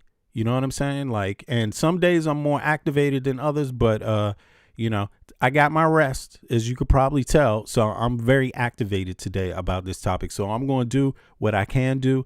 And, if you think the numbers are off, then throw your dice down, continue to throw your dice, continue to gamble. You know what I'm saying? Because I don't like to gamble myself. I don't like to gamble. Now let me see. Let's go back to what was happening here. 2 seconds. And so that's what I wanted to say. Russia only got 150 million people. I don't know how much you think they generate on the ground through their production. You know what I'm saying? I don't know what you think is going on there, but I don't think it can compete with 450 million people right next door. I don't think that's what's happening here. So just so you know, they might be trying to fool a bunch of people, into something, which is why the EU is not going to react. Instead, they're going to be, steadily progressive. But let me tell you, the first strike on EU soil by a Russian missile is going to be very, very, very devastating to Russia. And there's some other reasons too. There's some other reasons. I mean, it's not like St. Petersburg is located. Let's just see this. I may as well do that part too.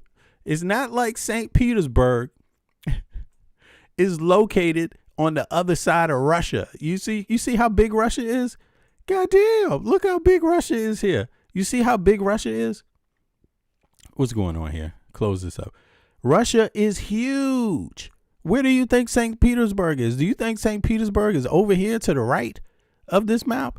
Do you think No, it's not. It's not. It's all the way over to the left. It's very close to the EU, the capital. It's within striking distance. You see what I mean? This is St. Petersburg right here. And this is Finland. So Russia wants to attack all of these countries right here. Do you understand that? Do you understand that? Do you get what's going on here? You want to attack Sweden? You trying to attack You really think this is St. Petersburg right here? Right here. Right here. You see what I'm saying? You see? So one missile hitting the ground on EU territory is going to be the end of St. Petersburg. You can pretty much, and it won't just be, hold on. Did I bring that up? Did y'all even see this? I'm sorry. Y'all didn't see what I was showing here. Let me show it. Look, this is St. Petersburg. You see, Russia is not, you see, St. Petersburg is on the border of the EU. It's not all the way over here. It's not all the way over here on the other side of Russia. This is the other side of Russia. All of this shit. St. Petersburg is right next to the place where it's threatening people. Do you fucking think that makes any goddamn sense? Do you really think that makes any goddamn sense? Every other country is so much more closer to hitting your ass. You see, this is St. Petersburg. This is the capital. This is where Putin is running around. And of course, when it comes to war, he won't be hanging around here. You could expect that pretty much, right? But that's where it is. That's exactly where it is. You see, and he's threatening Finland, Sweden, Latvia, Estonia, Lithuania. You see what I'm saying? And even threatening Poland too. They threatened Poland. Look, Putin done come out here. They done came out here all the way over here. Putin's motherfucking threatening France. Look, France is a major power. Don't sleep. It might lost some of its colonies and things like that, but it still got its motherfucking weapons. You know what I'm saying? They're still active. Look, how do you send your drones from here all the way over here, all the way to fuck with a country here? What? See, so you know, it's easy to figure out. It's easy to figure out that whatever Putin is doing, he's doing what he can do for irrational reasons. And once you know that somebody is goddamn irrational, right? You don't fall into their play. You just prepare. You just prepare. Because what Putin is doing is 100%, no question, irrational. It will end Russia. It will end Russia. You have to understand that, because Russia has a whole lot more people waiting to fucking break off. Why? Because of its behavior, because of it has an authoritarian that doesn't want to let go of power, and because it is the biggest motherfucking country on goddamn earth, with only 100 fucking million people, 150 million people. This area, just the EU, has 450 million. What does that tell you? That tells you people don't fucking want to live in fucking Russia. Why? Why? Would you want to live in a country? Would you want to live in a country where you only going to have one leader your whole fucking entire life? When every other country around you elects its leaders, they can have a woman, a man, and it's going to change depending on what they want and people feel. Everyone is included in the fucking society and having a say in what's going on. You choose. You choose. What would you rather have? Put a 1 in the chat if you'd rather live in a country where it's only one motherfucker that runs everything, a small regime that runs everything for 40 goddamn years. Put a 1 in the chat if that's what you think is good for you. You just go ahead and let me know. Put a 1 in the chat if that's what you want. Put a 2 in the chat in the chat if the answer is hell fucking no. You know what I'm saying? Like, what is this? It all comes down to being rational. Rational. Look, somebody said Russia broke NATO. Oh, really? Oh, you think so? Because I live in a NATO country. Shit seems to work here just fine. I go to work, it take me 15 minutes on public transport, 20 minutes to get to work. I don't know what you're talking about. I got a union job. My flat is pretty nice. I'm about to go have dinner with my daughter. You know what I'm saying? Like, I don't know what the hell you talking about. Like, what you talking about? Look, anyone who knows anything about math can figure this one out. Anybody. Just get a map and do the numbers. Don't be prejudiced. Get a map and do the goddamn numbers. You know what I'm saying? Like, for real. Seriously, that's all I'm saying. Like, what the fuck? You know what I'm saying? I'm not asking you to like it. I'm just saying, do the fucking math at first, at least. Didn't decide whether you like it or you don't like it. Didn't decide what your move is, because usually I want to stay alive when I make decisions. Usually I want my pockets to do better when I make a decision. You see what I mean? Usually I want my life to be better when I make a decision. Everybody, first of all, Maduro, yeah, you might want to get out there and figure out whether you support Russia invading Ukraine. You might want to figure that out real fast. You might want to figure that out, because when you support one to invade somebody, you basically saying it's okay for somebody to invade you. Number one, I mean, that's crazy. You see what I mean? Which is why I'm against people invading each other, period. That's an easy no for me. That's an easy no. You see what I'm saying? That's the same reason why I was like, why is fucking Trump talking about invading Canada? No can do. Not with that one. No. Not going to do that. That doesn't make sense. That's wrong. That's an easy one to understand. You see what I mean? But even easier one to understand is Russia only has 150 million people. Its GDP is smaller than Italy. 150 million people can be productive as they want, but they'll never be more productive in an industrial society against 450 million fucking people. Okay? That's easy to figure out. Okay? 450 million people can arm itself better than 150 million people, especially when they're more productive. Especially when they're more productive. Goddamn. And what do you think makes people that are productive? What do you think? You see what I'm saying? So do the math. Don't listen to what Trump says. But I'm going to tell you, Trump is an outright liar. Don't necessarily always rely on, these social media platforms. Don't rely on CNN. Don't rely on Fox. But listen, just do the math yourself. When was the last time you heard CNN tell you Russia only got 150 million people? When was the last time you heard CNN tell you Europe has 450 million? When was the last time you heard them tell you that Russia's GDP is smaller than Italy's and was before the war in Ukraine? When was the last time just ask, when is Fox going to tell you that? When? And these people, for you, watch it going around the globe, the rest of you who live around the globe, live anywhere else around the globe, if you're relying on CNN to do the math for you, or Fox, you in for a hell of a surprise. People living in Venezuela, although people in South America tend to be pretty good about the math. I'm telling you, they don't rely on CNN or motherfucking Fox. They actually at least go to school. You know what I'm saying? Like, they know a lot about the rest of the world, yo. Trust me, they do. They may not be wealthy, or okay, bitch, I see you right back. I see you back. They may not be wealthy, but at least they going to school and getting taught math and science.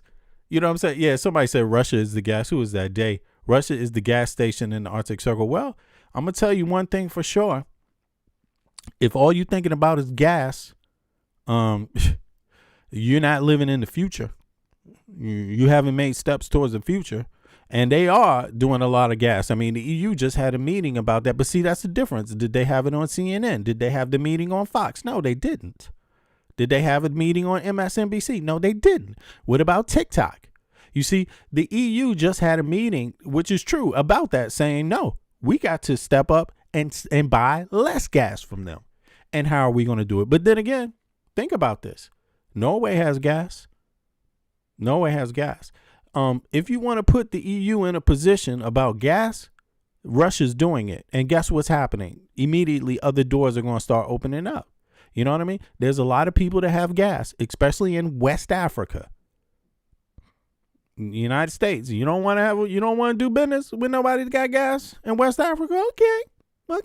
You do that if that's what you want. You do that if that was bye-bye, US, leave. I'm sure other people with gas want to do some business with Europe because they already doing business with Europe with other things. You see what I'm saying? Denmark doesn't have sanctions on Cuba. You really got to pay attention. The U.S. doesn't necessarily have the same sanctions as the EU. You got to pay attention. You see what I'm saying? Or things may not turn out the way they tell you on TikTok. I'm just saying it. Anyway, let's get over to the next one. This is Zelensky now. Let's hear what Zelensky got to say. This is about the meeting that happened yesterday, right? So.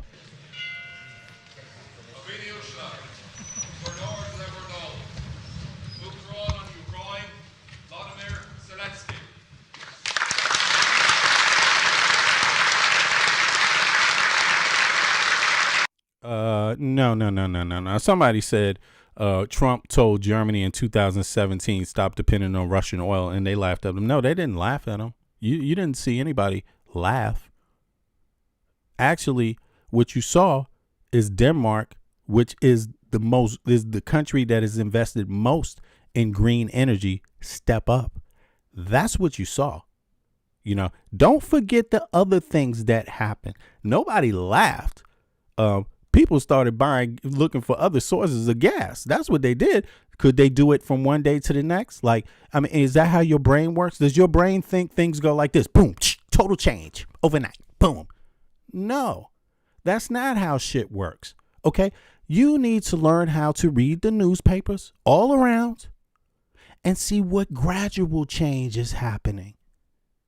That's what you need to do. But if you think the EU laughed, no, you can't sustain that. There is no place where they laughed. You know, they may not have done it fast enough. You might, yeah. Oh, yeah, definitely. But if Russia is a one-trick pony, thinking that you're going to get people to do 450 million people to do what you want them to do just because you're a one-trick pony, that's either I'm going to sell you gas or I'm going to cut it off, and that's what's going to make you do what I want you to do. Did it work? Is the EU doing what they want? They still buying gas. You think that fucking worked? They tried to cut it off before. You think it fucking worked? Do you think it worked? What's up, Roke? I see you. What do you think? It worked? If you call this working, nah, it didn't work. It definitely didn't work. You know, it's just, you know, you need to follow a little bit closer what's going on in the EU. You see what I mean? And follow the conversation. You know, green energy is the step away from oil and fossil fuels. You see, now you may not know this, but the Scandinavia is big on green energy, which lies where? Where does the Scandinavia lie? On the Baltic Sea. You see, that's where the Scandinavian lies. And these are some of the countries that were buying a lot of oil from Russia. You see, right here. Finland, Estonia, Latvia, Lithuania, you know, Denmark, Sweden, Norway. Norway has a whole lot of oil, by the way, and they sell to Denmark. They sell oil to Denmark. But Denmark is huge on the green energy, windmills, and the region is. They're big on it. Not just windmills, by the way. You see what I mean? But oil has been a lifeline for Russia, right? But you know, it's no need to black and white it. You see what I mean? It's not a situation where the EU just laughed at Trump. No, Trump said what the obvious was. Nobody laughed at it. But if you want to say that, then let's take it a step further and then say, okay, well, what have they done since then? And then let's ask ourselves, what's the answer? What have they done since then? Matter of fact, let's go into that and don't get me wrong, that's a legitimate thought. I'm not saying that's not a legitimate thought that the EU bought a lot of gas from Russia and still does, right? Yeah, it does. But that should be something that clicks in your brain, because if one person can use that and say, aha, I can get 450 million people to do what I want, then soon as these 450 million people stop buying from you, then what? Can they fuck you over by stop buying? So it goes both ways. You see what I mean? And Russia is a one trick pony. China doesn't really want Russia to develop. You see what I mean? It's going to send it bullets and keep it fighting Ukraine for as long as it takes. But China's economy is way surpassed Russia's. You see what I mean? They know what they're doing. And the moment they get tired, they're going to turn their back and take some of that land from Russia. Right? Because at the end of the day, You need to show your people that you're making progress for your people to stand with you and not revolt. And China has that issue going on too. You see, it needs to sell its products. Who do you think is selling? Who do you think China is selling their products to? EU is a big buyer of Chinese products. Did you know that? I hope you realize that when you're having these conversations. But let's see here. What changes has the EU made since 2014 in terms of buying Russian gas or oil, right? Let's say that because it's the same. Then I don't even think they buy gas, but oil, you can convert it. But let's see here. Significantly, look, the European EU has changed its rules on buying Russian gas and oil significantly since 2014. So you can go into what significant means, right? But you should factor that in too. You should want to know, what are those significant changes? If that was the thought, then you want to know the rest. After Crimea was annexed by Russia in 2014, the EU imposed sanctions targeting various sectors of the, but at that time, the sanctions did not include a full embargo on Russian oil and gas, right? Obviously, because they were still buying it then, right? The EU and many of its members remained dependent on Russian energy. So that's why they didn't do a full embargo, but they did do an embargo. Russian oil gas remained a significant part of EU energy supplies throughout much of the 2010s. The EU relied heavily on a pipeline, gas, and imports of Russian crude oil to meet demand. So while sanctions in 2014 began a freeze on certain trade and finances related to Russia, they did not substantially curb EU purchase of Russian fossil fuels. Okay, major shift since 2022. Turning point.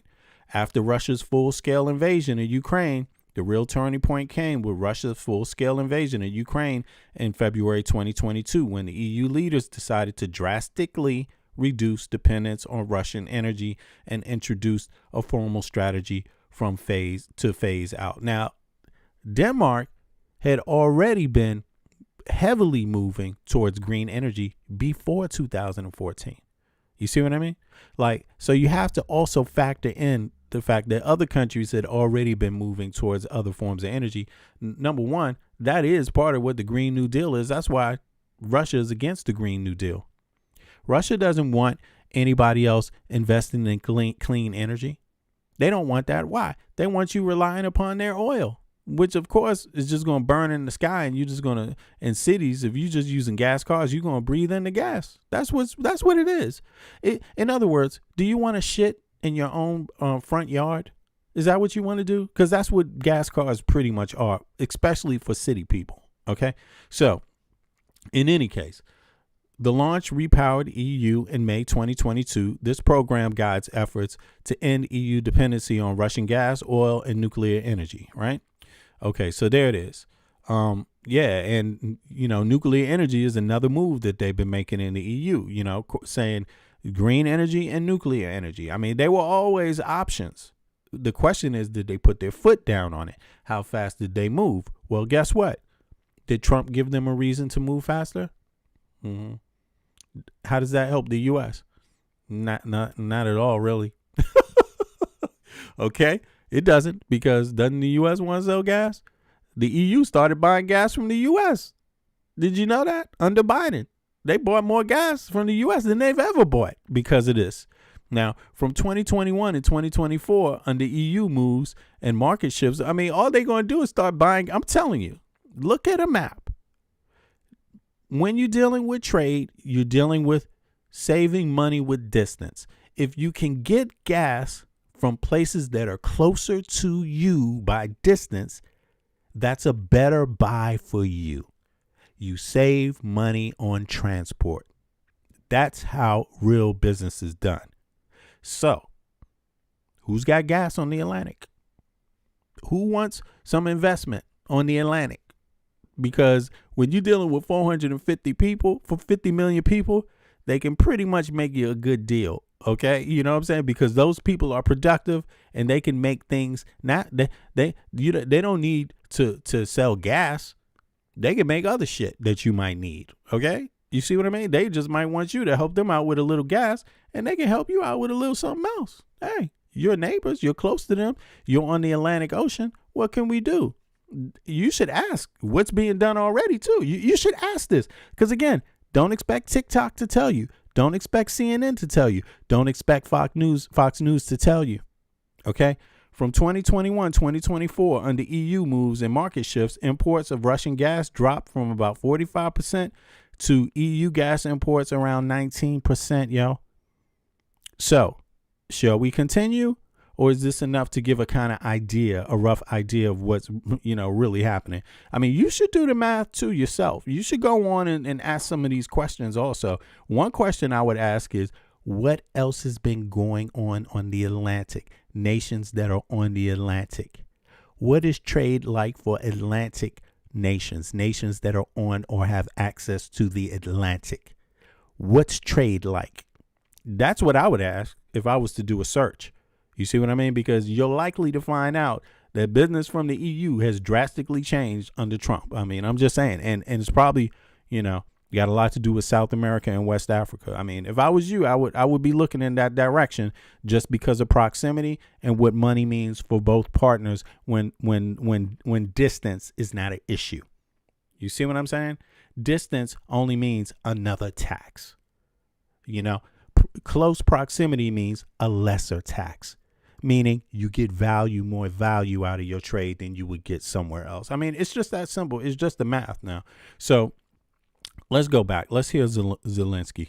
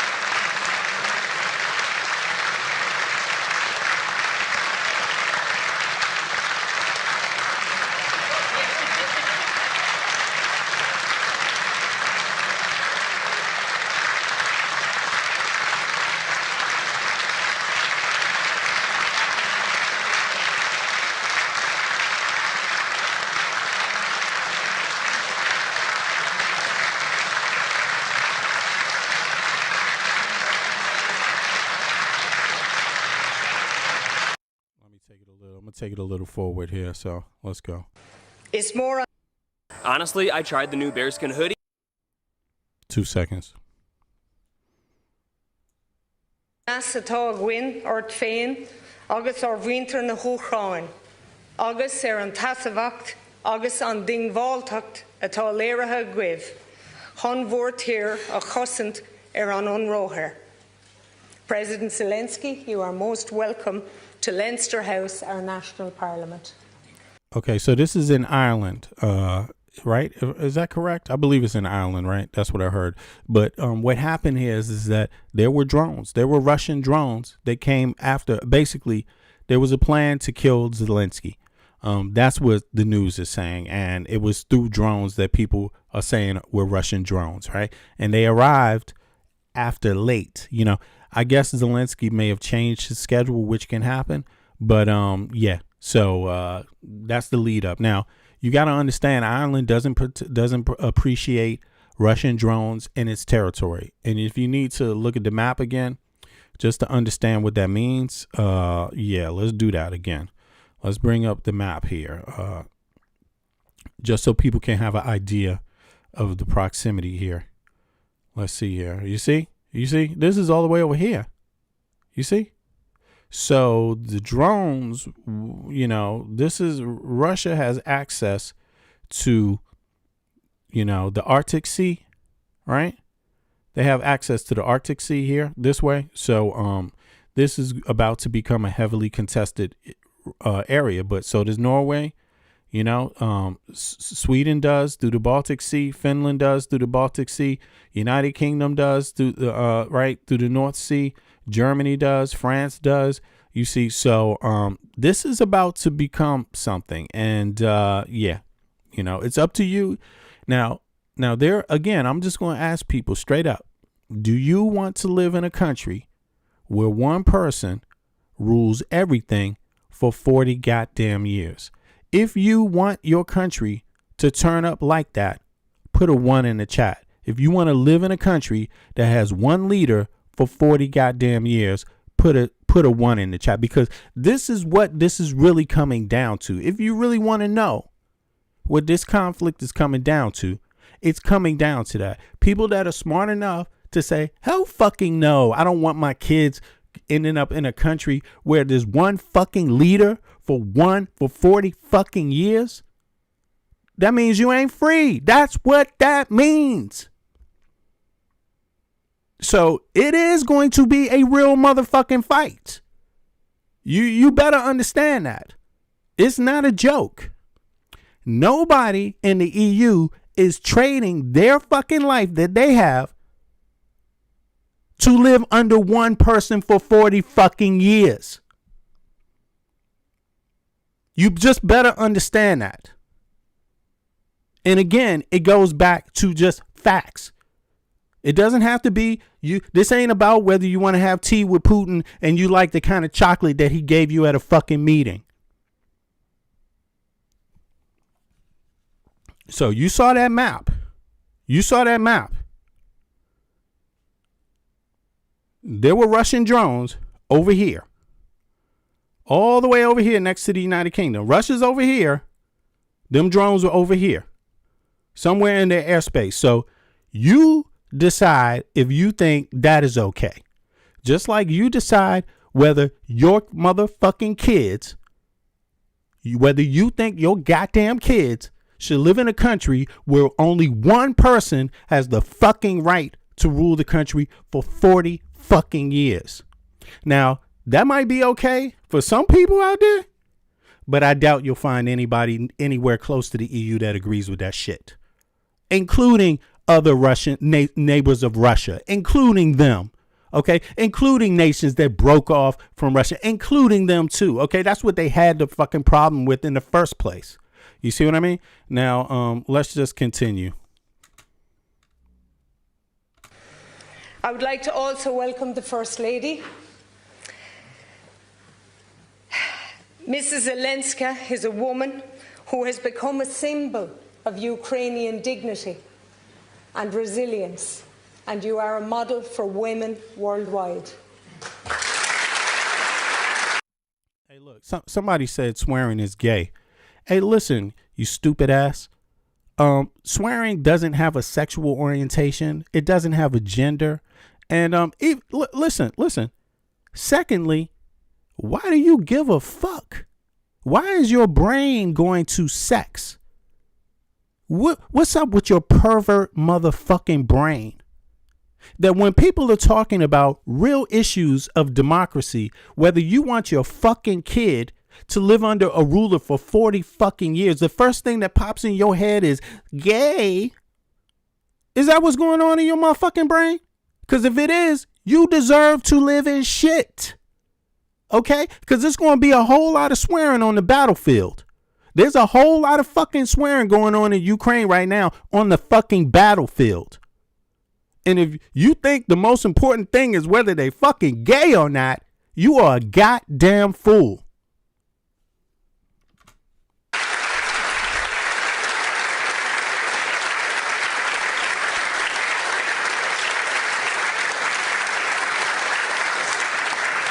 We gather in solidarity and admiration for you and your people. War is a human tragedy. It destroys lives. It uproots families and leaves scars that endure for generations. War is never a solution, and Ireland knows this truth. Our own history teaches us that dialogue, however difficult, can bring peace. The Good Friday Agreement was born from decades of pain and division. Yet it proved that even the deepest wounds can heal when people choose negotiation over violence. And that lesson gives us hope for Ukraine. Today, we meet in a solemn acknowledgement of the ongoing war against your country, an illegal attack on a sovereign nation, an assault on international law, a violation of human dignity. Every missile and bullet has shattered lives. Parents mourn children lost. Families endure displacement and uncertainty. Futures have been stolen. And no one... I have freedom of speech. See, I thought people were cool with that in a democracy. You see what I mean? Like, I'm on my channel. Nobody's forcing you to be on this channel. You got to be 18 to watch this channel. And this is what these trolls come up with. You know what I'm saying? The first thing they come up with is anti-freedom of speech and anti your right to do whatever the fuck you want with your own goddamn body. Like, it's my goddamn choice what somebody does. But listen, again, on the battlefield, there's a whole lot of cursing going on. And if you think that got something to do with somebody's sexual orientation, I don't know. Have you even been to the front line? I'm like, what the hell's going on here, man? Words can capture the suffering of your people. We watch in horror as drone attacks escalate, as your country's infrastructure is ravaged, at acts that defy all principles of humanity. The global community must stand united in condemning this war. We must continue to provide refuge. We must provide humanitarian aid. But most of all, we must demand accountability for war crimes. As a militarily neutral country, Ireland is not and never will be morally neutral in the face of atrocity. Our neutrality is a commitment to peace, not indifference. Together with our EU partners, Ireland will stand firm behind Ukraine to ensure Russia ends its aggression. The Irish, who themselves have lived through the trauma of immigration and war, have opened their hearts and their homes to the thousands of Ukrainians who now live and work among us. Your people enrich our communities and share their culture, even though their hearts are still with Ukraine. Ireland's journey to peace was long and arduous, but it succeeded because people persevered in the belief that peace is the only solution. The same possibility exists for Ukraine. World leaders would do well to reflect on the powerful words of John F. Kennedy, an American president born of Irish immigrants, a man whose family left the very shores of New Ross, my home constituency in Wexford. As he declared with unwavering conviction in his inaugural address, "Let every nation know, whether it wishes us well or ill, that we shall pay any price, bear any burden, meet any hardship, support any friend, oppose any foe, to assure the survival and the success of liberty." President Zelensky, we hope and look forward to the day that Ukraine can celebrate peace. We stand with the Ukrainian people in solidarity, in friendship, and in hope. May your courage and the strength of your people lead to a just and lasting peace. Thank you. I now invite you to address.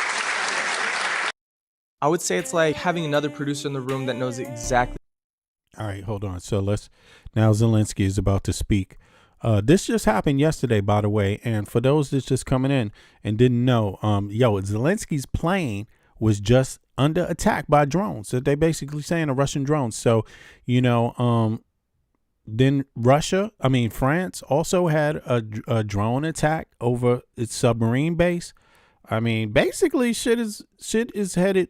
There's going to be an increase in EU nations making weapons. Not that it's going to be, because they already increased it. I mean, I actually bought some stock in a Norwegian company the other day. It's a Norwegian company. What's the name of the company again? I'm going to look it up. Where's my phone at? Yeah. And because, I mean, Denmark just bought a new ballistic system, air defense system from Norway, right? And the company, just in case people are, it's not the biggest defense company in the EU, but it's a substantial one. But I don't know if it's one, two, it's not the top two, but it's underneath them. But they're a substantial one, and they sell to 13 other nations, also in the Middle East and other countries now. Don't sleep. But Denmark just bought a system, air defense system from them also. So, but everybody knows this is just some stock advice. The EU is about to be making a lot more weapons than it's been making on their own. They make weapons, but they've been used to typically buying weapons from the US. That's ended. That's ending. And that means that a lot of that money that was going to the US for weapons, airplanes, jets, missiles, everything else, ballistic missiles, the defense systems, all of that shit is now being centralized in the EU, just for people to know. So if you are looking to make some money, if you're looking to invest, you might want to invest in some EU weapons companies, because they are making them. And just to tell you, the one that I just got some stock in, right, is it's taking me a second. I'm just opening it up now. Let me see here. It's a Norwegian company, and the name of the company is Kongsberg Gruppen, right? That's Kongsberg Group. So just look them up, and you do that if you like. And like I said, Denmark just bought a ballistic system, defense system from them. That's a series of defense, units, right? So in any case, let's hear some more. It's not just Norway, right? Keeping that in mind, it's many. Okay, the biggest ones are out of Germany and France, but there's many others. The EU also. I mean, UK also. So let's go.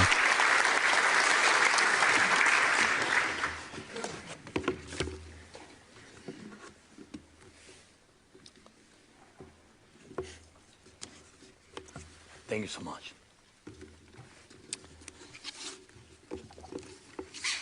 Ken Corlem, Kohirla. Somebody said I love my Second Amendment rights. I mean, I love my Second Amendment rights as an American too, but I live in the EU, and I recognize you don't need them in the EU. Nobody needs that shit in Denmark. It's not about what you have. It's about how you use it. And that's the thing. And the United States, sorry, we don't use weapons the right way. We don't. We're relying on things to make weapons to kill each other in the United States of America, primarily. These weapons don't ever get used for anything else, and they're getting out of use. And as you could see, first of all, you can't eat bullets. You can't eat your weapon. Your weapon is not going to replace a goddamn union job. Do you want a union job? Do you appreciate the right to have a union fucking job? Do you appreciate the right to have health care? If you appreciated your right to have a union job, health care, and education as much as you appreciated your gun, then I would understand your statement. But you fucking don't. It is, and Senator. I'm for gun rights too in the United States of America, but I'm not with the rest of you fucking Americans that ain't with healthcare rights and education rights. It makes no sense. You think a gun is going to help you figure out how to build a fucking house? No, it's not. Dear friends, dear island, thank you for your attention to Ukraine and for the fact that Ireland has truly stood the test of time. Thank you for providing home and protection to our people when they needed it most once the war broke out back home. Yo, here, I'm not going to stop this again, but this, cutting edge, I get you, to avoid government tyranny. Well, you got government tyranny right now. What the fuck you doing with that gun? Secondly, vote. 80 million Americans did not vote in the last presidential election. That's just as many that voted for Harris and voted for Trump. Sorry, you got another problem you got to get active on that a gun is not going to help you with. Okay, just really get there. You know what I'm saying? Like, don't get me wrong. I believe every American has the right to carry a weapon, and not carry one, have one at least in their home. You see what I mean? But look, it's not going to help you vote. All these guns hasn't gotten that other 80 million, 1/3 of Americans out to vote. So what are you talking about tyranny? The point where you get where 1/3 of your population is not even with democracy. Your gun ain't protecting you from tyranny, man. While in some societies the fatigue from news about the war is growing, we do not feel that your voice, the voice of Ireland, is turning quieter. Thank you.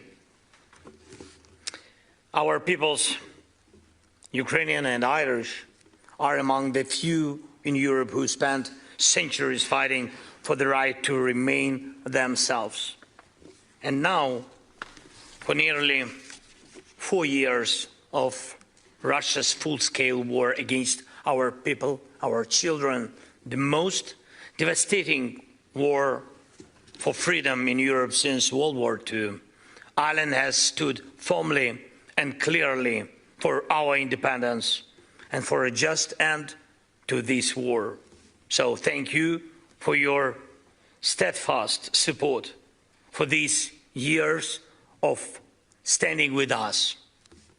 And thank you for not losing faith in us, just as we do not lose faith that the day will come when we will welcome all our friends to Ukraine in peace, and when we will welcome home all our people who were forced to flee back to a peaceful Ukraine back home. And we are working to make it real. This morning here in Ireland, our team delivered a full briefing following the meetings in the United States, and we are fully engaged in negotiations, and we are only stepping up our efforts. Our team is now looking ahead to next very important meetings. Today, Ukraine is closer to peace than ever before, and there is a real chance. But we must seize this chance fully, the whole world, not just one of another powerful country. Ukraine wants peace. Ladies and gentlemen, one strong country can start a war. Another strong country can help to stop the war. But to restore justice and defend what's right, we need a community, a world made up of many different nations. It is the community of nations that decides, united by shared sentiments, shared aspirations, a shared desire for justice. It is a community of nations that makes peace truly lasting. Geographically, large or small, politically influential or playing a different role, economically powerful or not, when these different voices stand together on the side of justice, on the side of free people, there is only one possible outcome: peace, and justice must prevail. When you have a true community of nations on your side, you cannot be crushed and your rights can be restored. No one can break the world alone. Not even Russia, not even with its few buddies. No one can lie to the entire world forever, not even Putin. No one can stand against everyone else. And that is the truth. But also true, one can inspire everyone else. And that is why Ukraine is fighting for every voice in the world, for every community in every region. We are trying to reach every heart, to answer every doubt, to counter every accusation with facts. And we are searching for and finding friends wherever we can. We have managed to unite the majority of the world, and that unity has become our main weapon in protecting life. And we have kept the world's attention, and that gives us time to resist Russia's attempts to destroy us. We are involving everyone we can in diplomatic efforts, and that is the best path forward. It is a great honor for me to stand here today in a country that understands the price of freedom, understands better than many in Europe, better than many in the world, and that shares our belief that every voice counts, every nation matters. Ireland is doing so much to help others understand why it is important to stand together, to remain a community based on shared values. Thank you for that. And we will continue to coordinate with you and with everyone who can help, and to inform all those who can influence the outcome, so that one day we can achieve what many still believe to be impossible. Not just silence instead of bombs, not just clear skies instead of Russia's drones and missiles, not just a pause between strikes, but lasting peace, guaranteed security, and true justice. Human memory is often short, and attention can be fleeting. So please remind the world every time it is needed that Russia's invasion of Ukraine is a criminal and unprovoked act of aggression which cries for justice.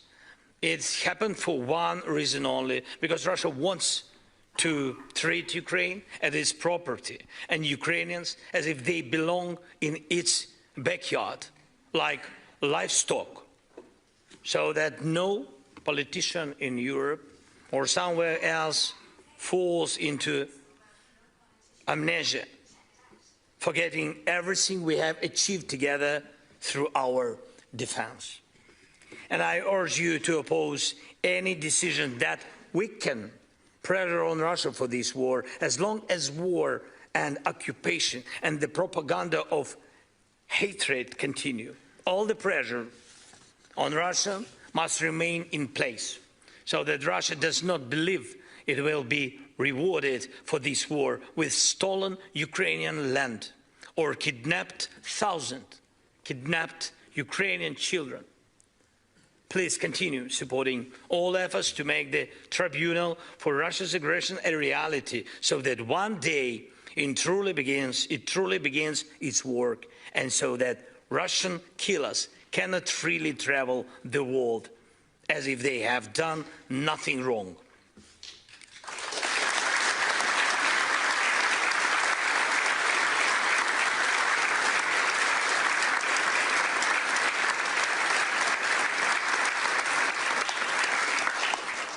We must protect the unity that has existed since 2022, a unity of different nations united in the protection of life and justice.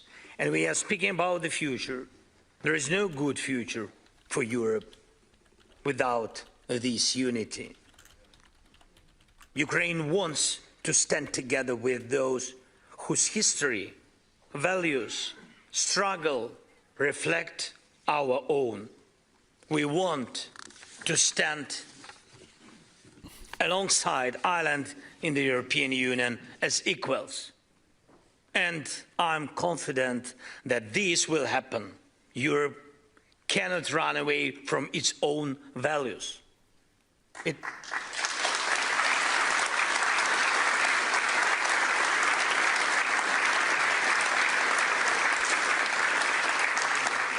must. I'm not laughing at the Zelensky's comments. I'm laughing at some of the comments in the chat.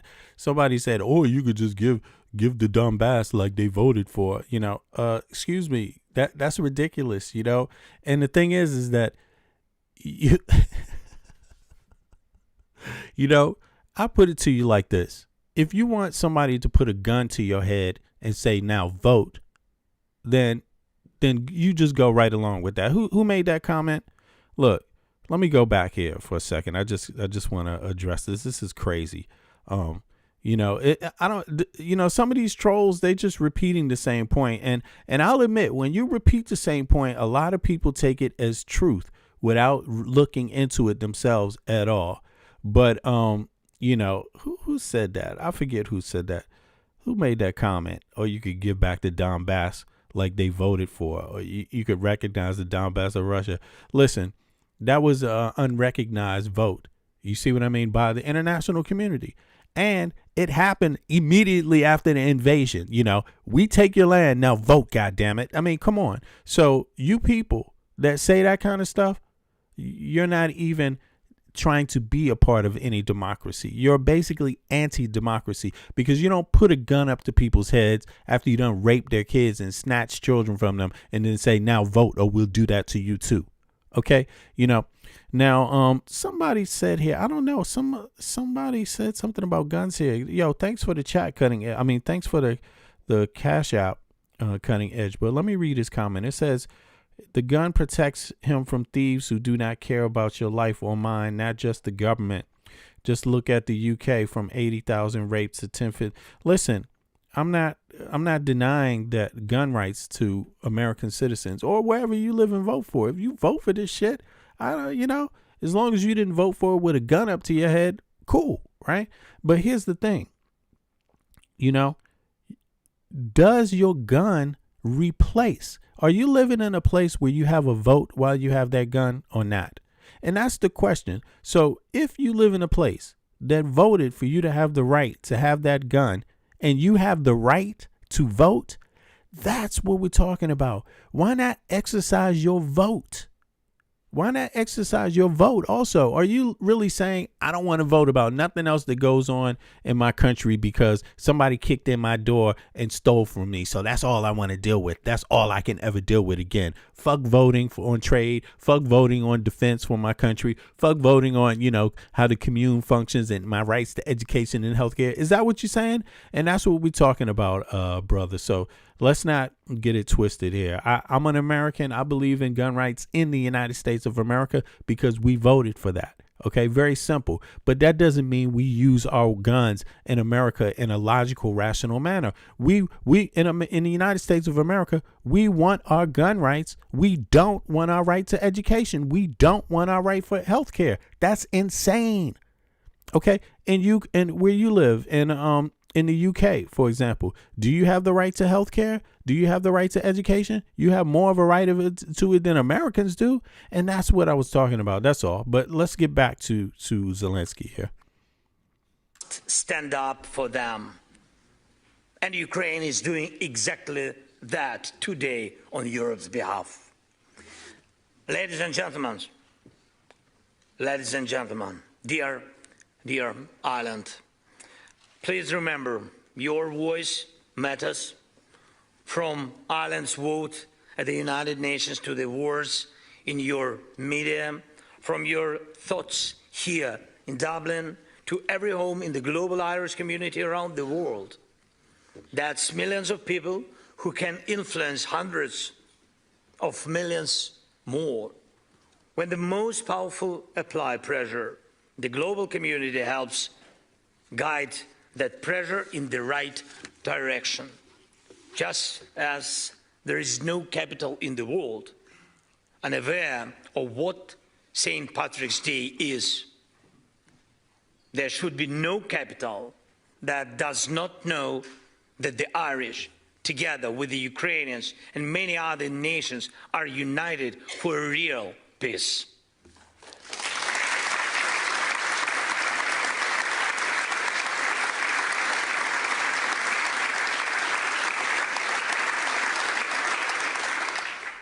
A peace without humiliation and based on something truly real, on shared values. And those values are not business as usual, not appeasement of killers, not turning a blind eye to what has happened.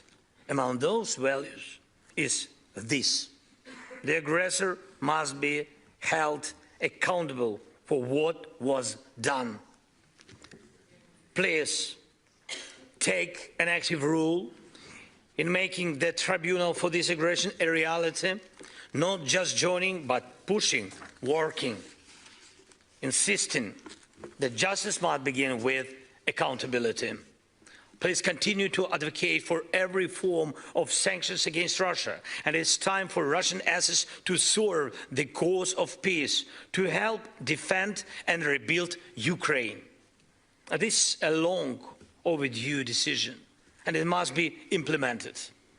And please call on everyone in the world to help return all the children abducted by Russia and all the prisoners still held in Russian jails and camps, many of whom have been there not just since 2022, but since 2014, when Russia launched its hybrid war against us and occupied our Crimea.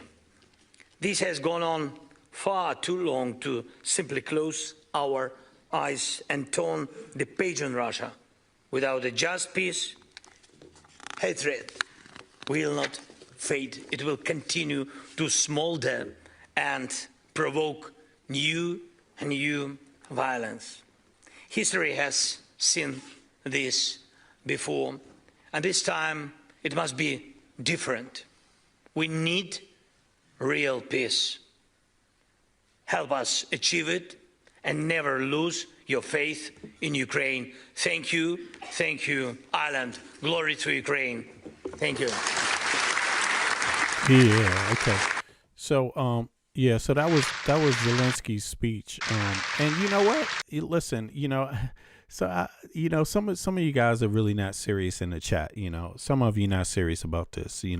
And of course, if you're a troll, I can understand that. If you're from Russia, and you just, I don't know what's going on with you, but Russians clearly don't have freedom of speech. You know what I mean? Or freedom of press.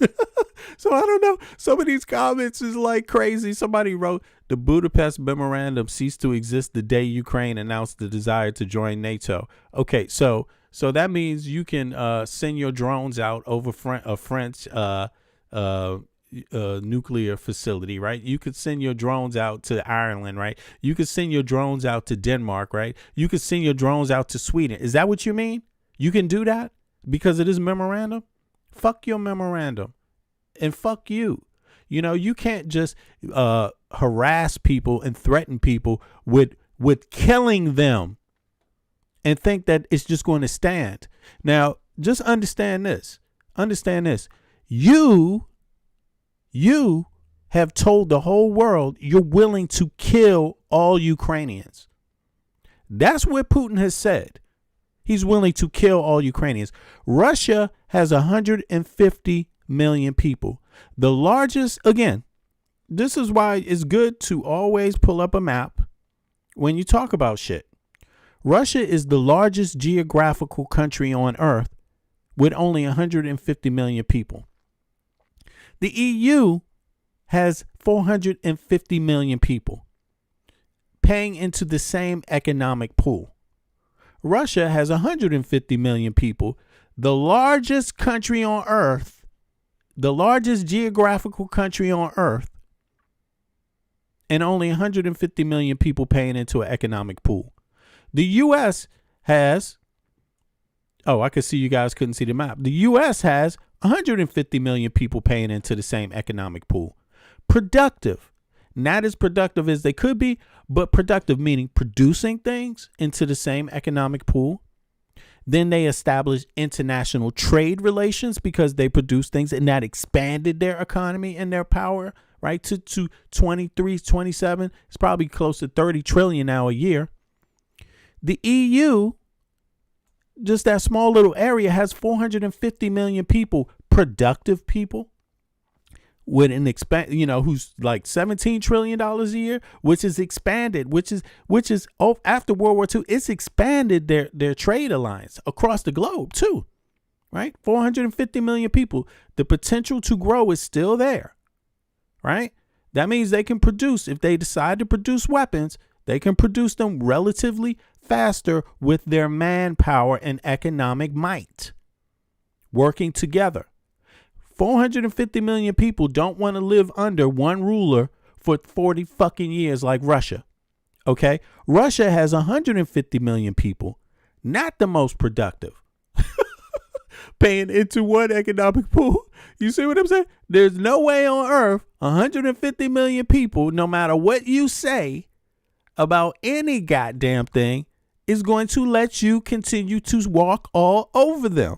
It's just not mathematically possible. Don't you understand that? So get all your memorandums out of your motherfucking head.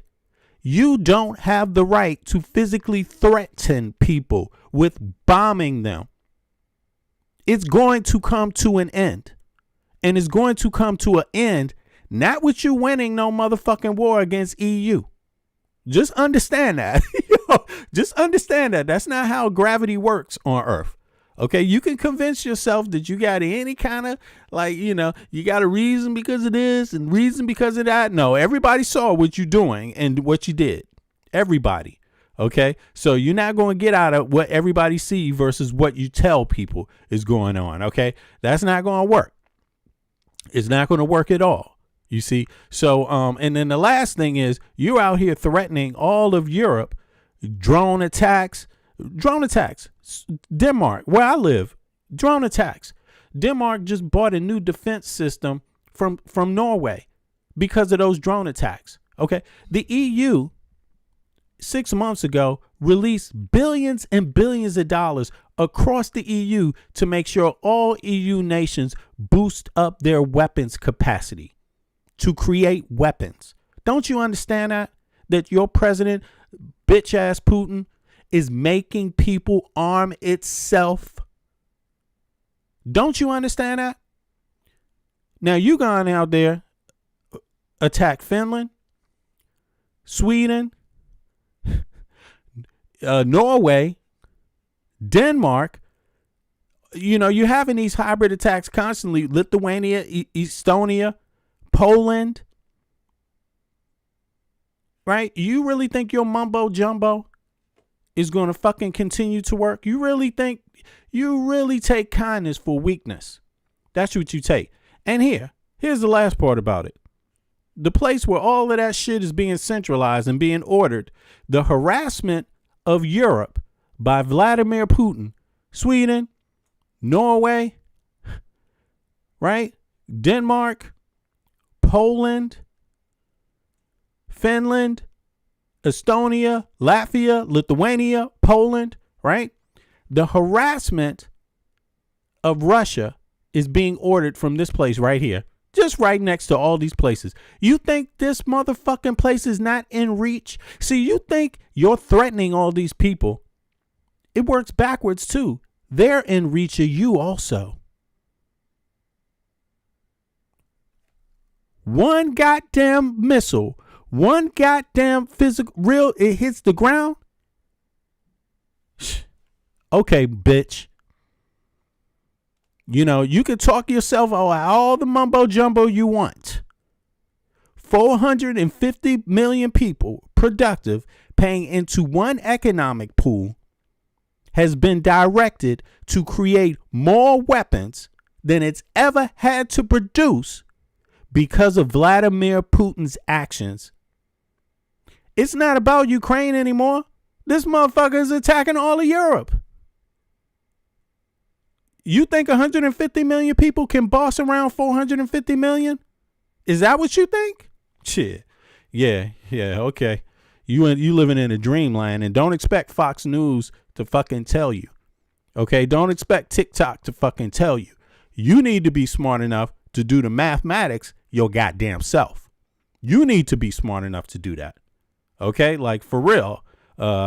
I think somebody's doing some bad math. I don't know what's going on with these trolls out here, but you ain't convincing nobody. You know, the only people you can convince is ignorant people. But yeah, okay, I got that. I understand that's how it works, but it ain't. Keep in mind, 450 million people in the EU get access to education. Okay. You know, so I don't think you're just gonna fool them by this TikTok shit. Okay, you know what I'm saying? That fools the people that don't go to fucking school. Okay, yeah, that might. I mean, but in any case, let's go on. Here we go. Are you wearing? Where is it at? I mean, I read some of this shit in the chat sometimes. It's berserk. It's berserk, you know? At some the point. Russian colours held aloft amidst the ruins of another Ukrainian village. Footage released by Russia purporting to show the latest frontline settlement to have been captured in the Zaporizhia region. The day before, it was the town of Pokrovsk. Ukraine says it is still fighting here, but this is land being chipped away, a grinding reality which shows no sign of abating. So pleased to see you. Hope that the mammoth meeting in Moscow last night might produce a breakthrough, quickly dashed by Kremlin officials who feel that they're winning on the battlefield and at the negotiating table. So far, a compromise has not been found. Some of the American proposals seem more or less acceptable, but they need to be discussed. Some of the wording that was proposed doesn't suit us, so the work will continue. I mean, you got to give Putin's their foreign ministers or whatever credit for being some of the best goddamn liars on earth, because they will come out there and lie and act like everyone else is being unreasonable to us. Everyone's being unreasonable to us. And, you know, meanwhile, this is what the conversation really is. I mean, they're saying everybody's being unreasonable, but the truth is that they want to cut Ukraine off from access to the Black Sea. Russia wants to totally control the Black Sea, which is going to set off another string of conflicts, right? Straight up. It's going to set off another string of conflicts. It's not going to end here. See, because nobody wants Russia controlling the fucking Black Sea to itself. That's like really what it is. Turkey doesn't want it. None of the neighbors that broke off from Russia already want that shit. You see what I'm saying? Like, there was some serious conflicts going on here in the 90s. You see what I mean? But I mean, this is not what Trump has done. He didn't put a cap and make sure that peace prevails. He unleashed a series of events that is going to cost a lot of more lives. That's what Trump did. He also set off an event that has also, because of this invasion of Ukraine, given the green light to Germany to now be a nation that is allowed to mobilize its military. Do you understand that? They didn't have the right. There was nobody that agreed on that since after World War II. Don't you understand that? How many million people is Germany? They're one of the biggest. They are, if not the biggest, the second biggest EU power. Don't you understand that? Don't you understand what has happened here? And Putin is basically giving them a reason, all of them, to create more weapons and to increase the size of their militaries. That's what Putin has done. That's what he has done. So all those things, everybody else was sitting back saying, yeah, you know, but the EU, they got the colonial, you know, they got too much weapons. You know, we don't want their armies being so big. And what do you think fucking Putin is doing? You think Putin is helping you? No. He's doing the fucking opposite. He's doing the fucking opposite. Because when China is militarized, the EU is more militarized. right? Right? Who do you think is in the middle? The little people. It's the little people. The little people. And you might be sitting back watching Ukraine get their ass decimated right now. It could be you next. It could be you next. And 450 million people living in an economic pool that is very productive, that is increasing their military capacity because of Putin, but very productive, that has a global reach. Those ain't necessarily the little people. See, it's all the other countries. It's all the other countries that going to get pulled into this conflict. All the other countries. You see, because when you make weapons, you don't just make them to rely on having to use them in Ukraine to sell them to Ukraine. You know, maybe that war, maybe Putin all of a sudden is like, you know what? I'm seeing what I'm done. Let's just stop this right now because we don't want this shit to turn out. It's starting to look different than what we expected. Well, what do you think is going to happen to those weapons? You think they just stop? You think people invest in weapons just to, oh, well, we wasted our money. Oh, well. Is that what you think? Okay, if that's what you think. But you could just be like, damn, Putin, man, can you just leave these fucking Ukrainians alone for a minute? Do you need to control all of the Black Sea to yourself, Putin? You had half of it already. I mean, you could say that to the motherfucker. You could say that. You could say, damn, Putin, do you need to control all of it? Do you need to control Odessa also? Do you need to totally cut them off? You could say that. See, they had access to everything to the west of Odessa. All of this. Here, up here, above Crimea. They had a little bit above Crimea. You know, they inched in the Donbass over here, right? They inched in, right? So they had this little area here. They had already to the right of this little lake here that connects to the Black Sea. They already had all of that, all the way up to where Georgia is. And you really expect that that's not going to set off a cataclysm? You really think that that's not bothering other people? You really think the only people that are involved here, you think really Turkey wants Russia controlling all the Black Sea? Is that what you really goddamn think? I mean, you know, really? Is that what you really think? Okay, you can think that if you want. You can think that if you want. But I definitely do not believe that. I think something else is happening when you got people becoming more militarized, and I don't think that's the direction people should go. It would be nice if people went in the green energy direction, but if that all they know how to do is go to war and make weapons and sell weapons across the globe, maybe that's what people want. Maybe that's what the little countries want. You know what I'm saying? Now let's flip the script. Forget all that. You know, we've seen a lot, and that's what's at stake. A lot of people, some people don't care, you know, really, or don't have the time to care, or just don't have the interest. But this is back in the U.S. I got about 15 more minutes, and then I'll be back in a few more. I'll be back in 5 hours from there, right? That would be right now it's 7 p.m. That would be 19. Right now it's close to 19 Central European time. That's going to put me back at. I'll be back at what is it? 12 midnight Central European time, which will be what time will that be in on the West Coast in the U.S.? That'll be closer to dinner time, right? That'll be closer. The East Coast, it will be close to 6 p.m. On the West Coast, it will be close to 3 p.m. So I'll be back, right? It's morning time on the West Coast. So, but in any case, this is what Trump is up to. So the same guy. Now, you got to understand, the same guy you support who's supporting Putin is supporting this right now.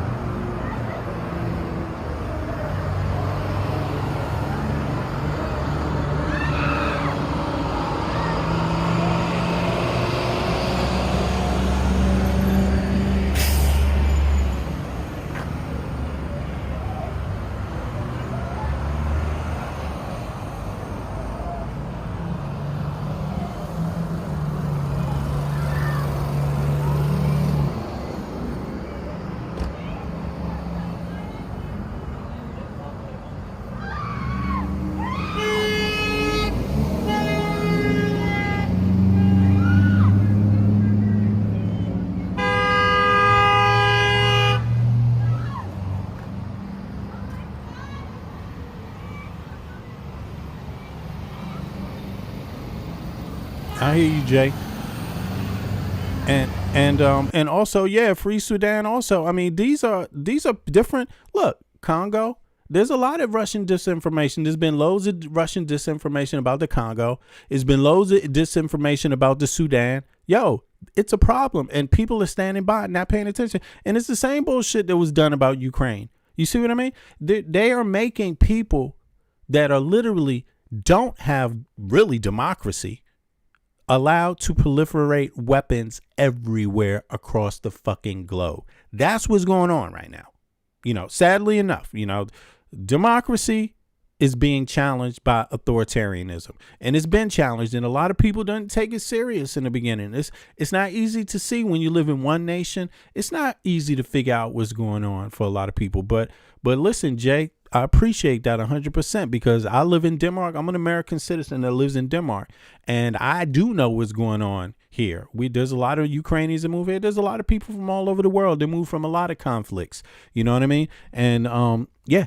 And, you know, Denmark is one of those places, but people need to start paying attention because, number one, it's going to affect our lives. There have been hybrid attacks all across Europe. And at some point, you know, the fact is our tax dollars are used to defend this place. Now, we can be aware. We can be aware and say, stop. Everybody needs to join together and stop this motherfucking madman called Putin, or we just have to accept that we have to defend ourselves from this madman. It's one way or the other. You see what I mean? And I'm glad that the EU is starting to move, even though the EU already understood that, but you don't do everything and have every conversation in the open. You see what I mean? But other people around the world that have been supporting Putin, you better understand that you just woke up something in the EU. Like you woke up something, and you better ask yourself, if what is being woken up is what you want.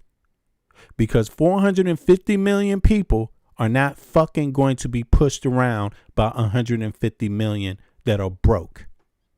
You see what I'm saying? So just remember that. Just remember that. Now, Trump, he's paid under the pocket. You know, he's paid under the table. You know, he got little girls he don't want to come out on video or something. You know what I mean? So we can all understand that. But the same people you got to understand, Putin supported Trump. Trump supported Putin. And this is Trump's regime here in the U.S. doing this shit. Same regime is about to go invade Venezuela. What the fuck? Venezuela has never been an enemy of the U.S. We got political differences. That's not the same as being a goddamn enemy. The people of the United States have never been the enemies of Venezuela and vice versa. The Venezuelan people have never been enemies of the United States. This is not about the people. You see what I mean? But Trump, if he wants to, he claims that he wants to stop Maduro. Well, then why the fuck would you tell the people you're about to invade Venezuela? That does nothing but unite people.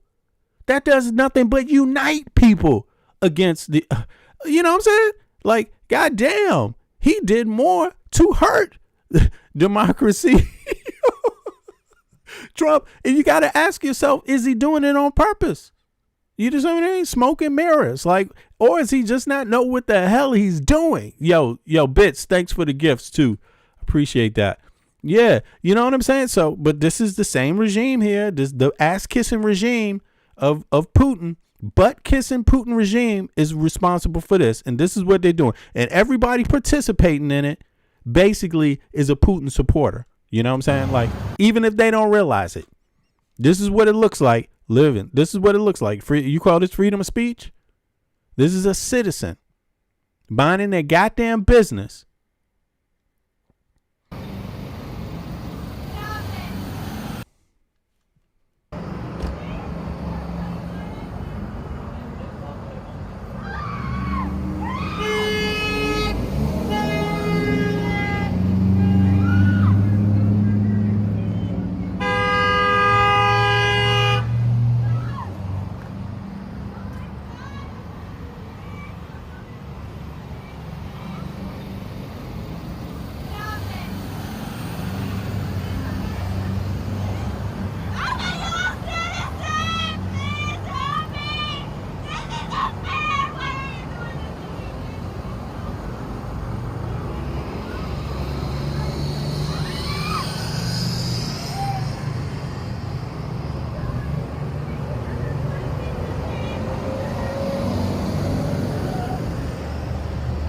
Yeah. So this was a U.S. citizen, right? The footage was filmed by Miami Herald reporter David Goodhue.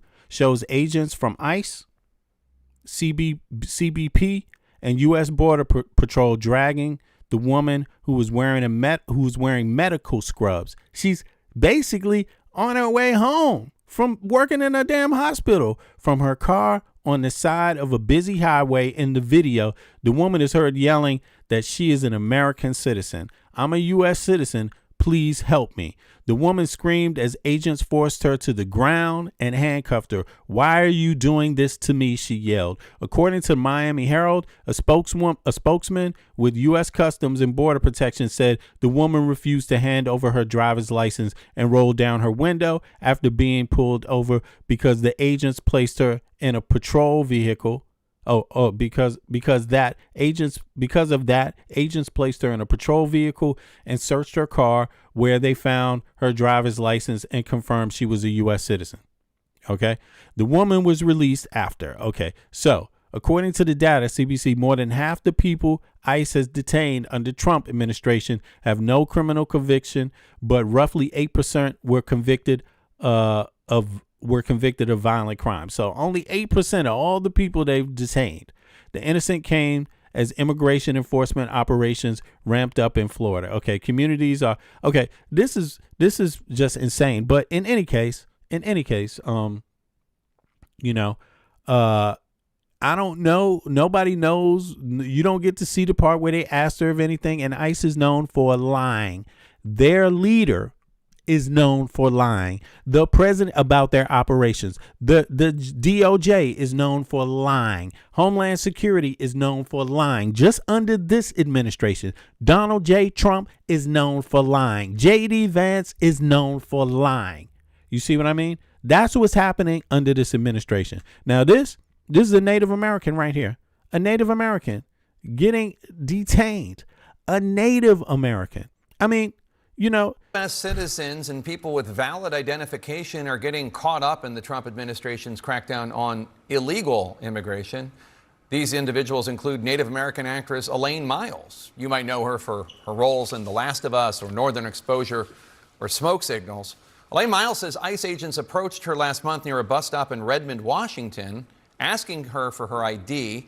When Elaine Miles gave them her tribal ID, which is federally recognized, she says one of the ICE agents called it fake. Joining us now is Elaine Miles and Darren Thompson from Sacred Defense Fund, a Native-led nonprofit which helps advocate for Native rights and representation. Elaine, I'm so sorry this happened to you. What happened after he called your ID fake?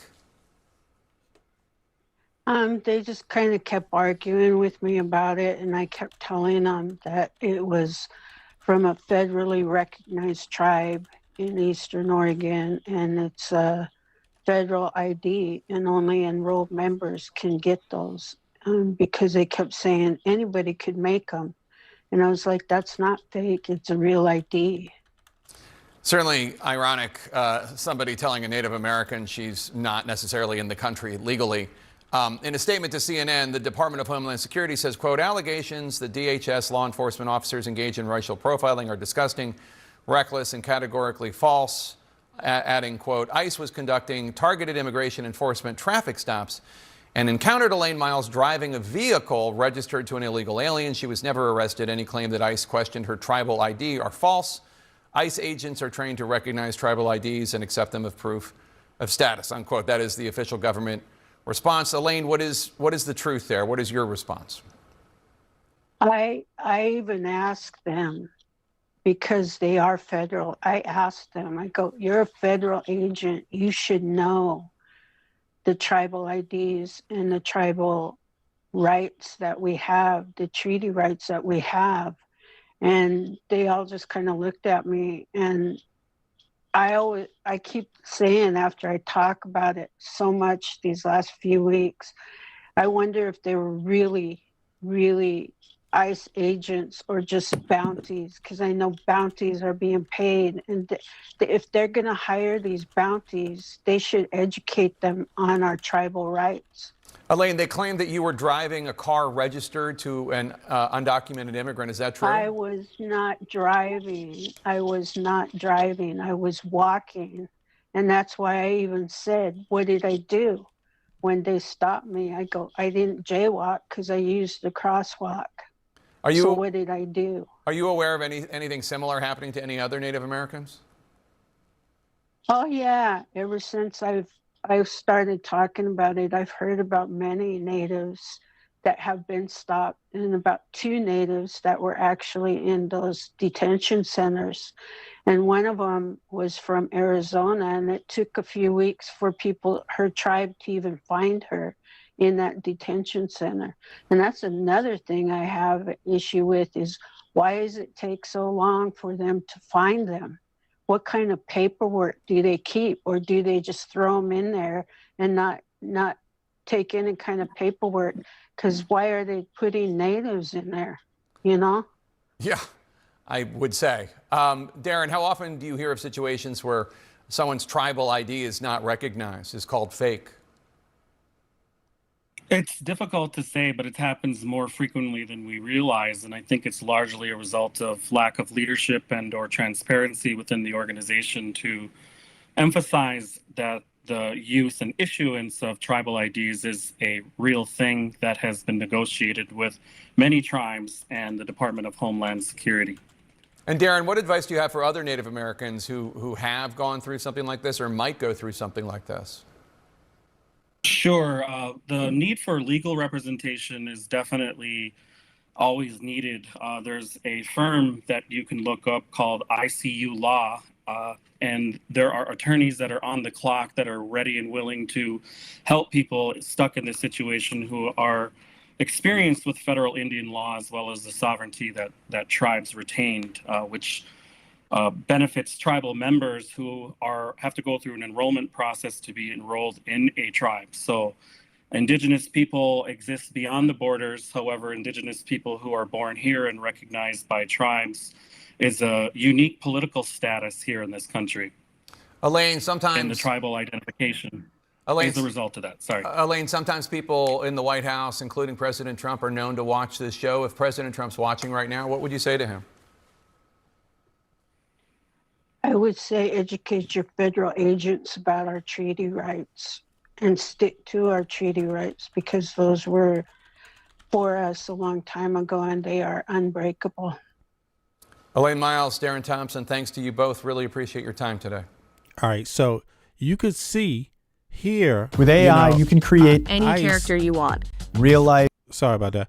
ICE pretty much relies, on this situation where, they've decided that I can pull this person over, and that is what gives us an inroad to everything else that we do to them.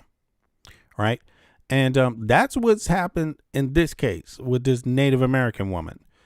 They decided that she says she wasn't driving at all.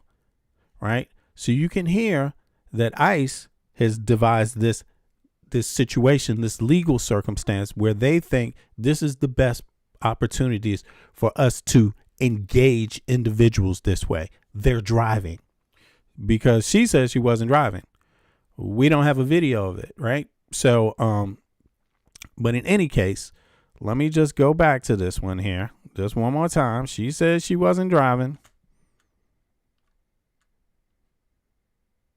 Now is Elaine Miles and Darren Thompson from Sacred Defense Fund, a Native-led nonprofit which helps advocate for Native rights and representation. Elaine, I'm so sorry this happened to you. What happened after he called your ID fake?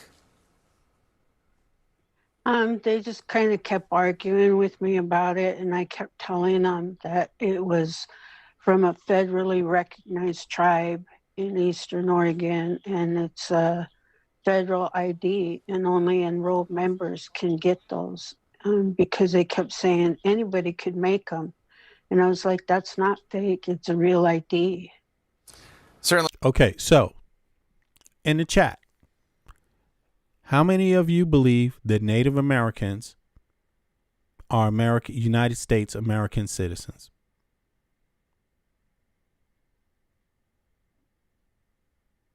Like, how many of you believe that Native Americans have the right to live in the United States of America? Put a 1 in the chat if you believe that Native Americans have the right to live in the United States of America. I mean, put a 2 in the chat if you don't. I mean, I'm an American. My family's been there on both sides from the colonial period. I believe Native Americans have the right to live in the United States of America, unquestionably, without any question whatsoever. They are more American than any fucking body else. Okay, I don't know how you could defend your own presence in the motherfucking United States of America if you don't defend theirs. So it's just very simple. Now, again, if you don't think Native Americans have the right to live in the United States of America, put 2 in the chat. I don't want to hear all this reasoning and la la la. If you think they have the right to live there, put a 1 in the chat. If you don't, put a 2. It's very simple. Otherwise, you're not really trying to be honest.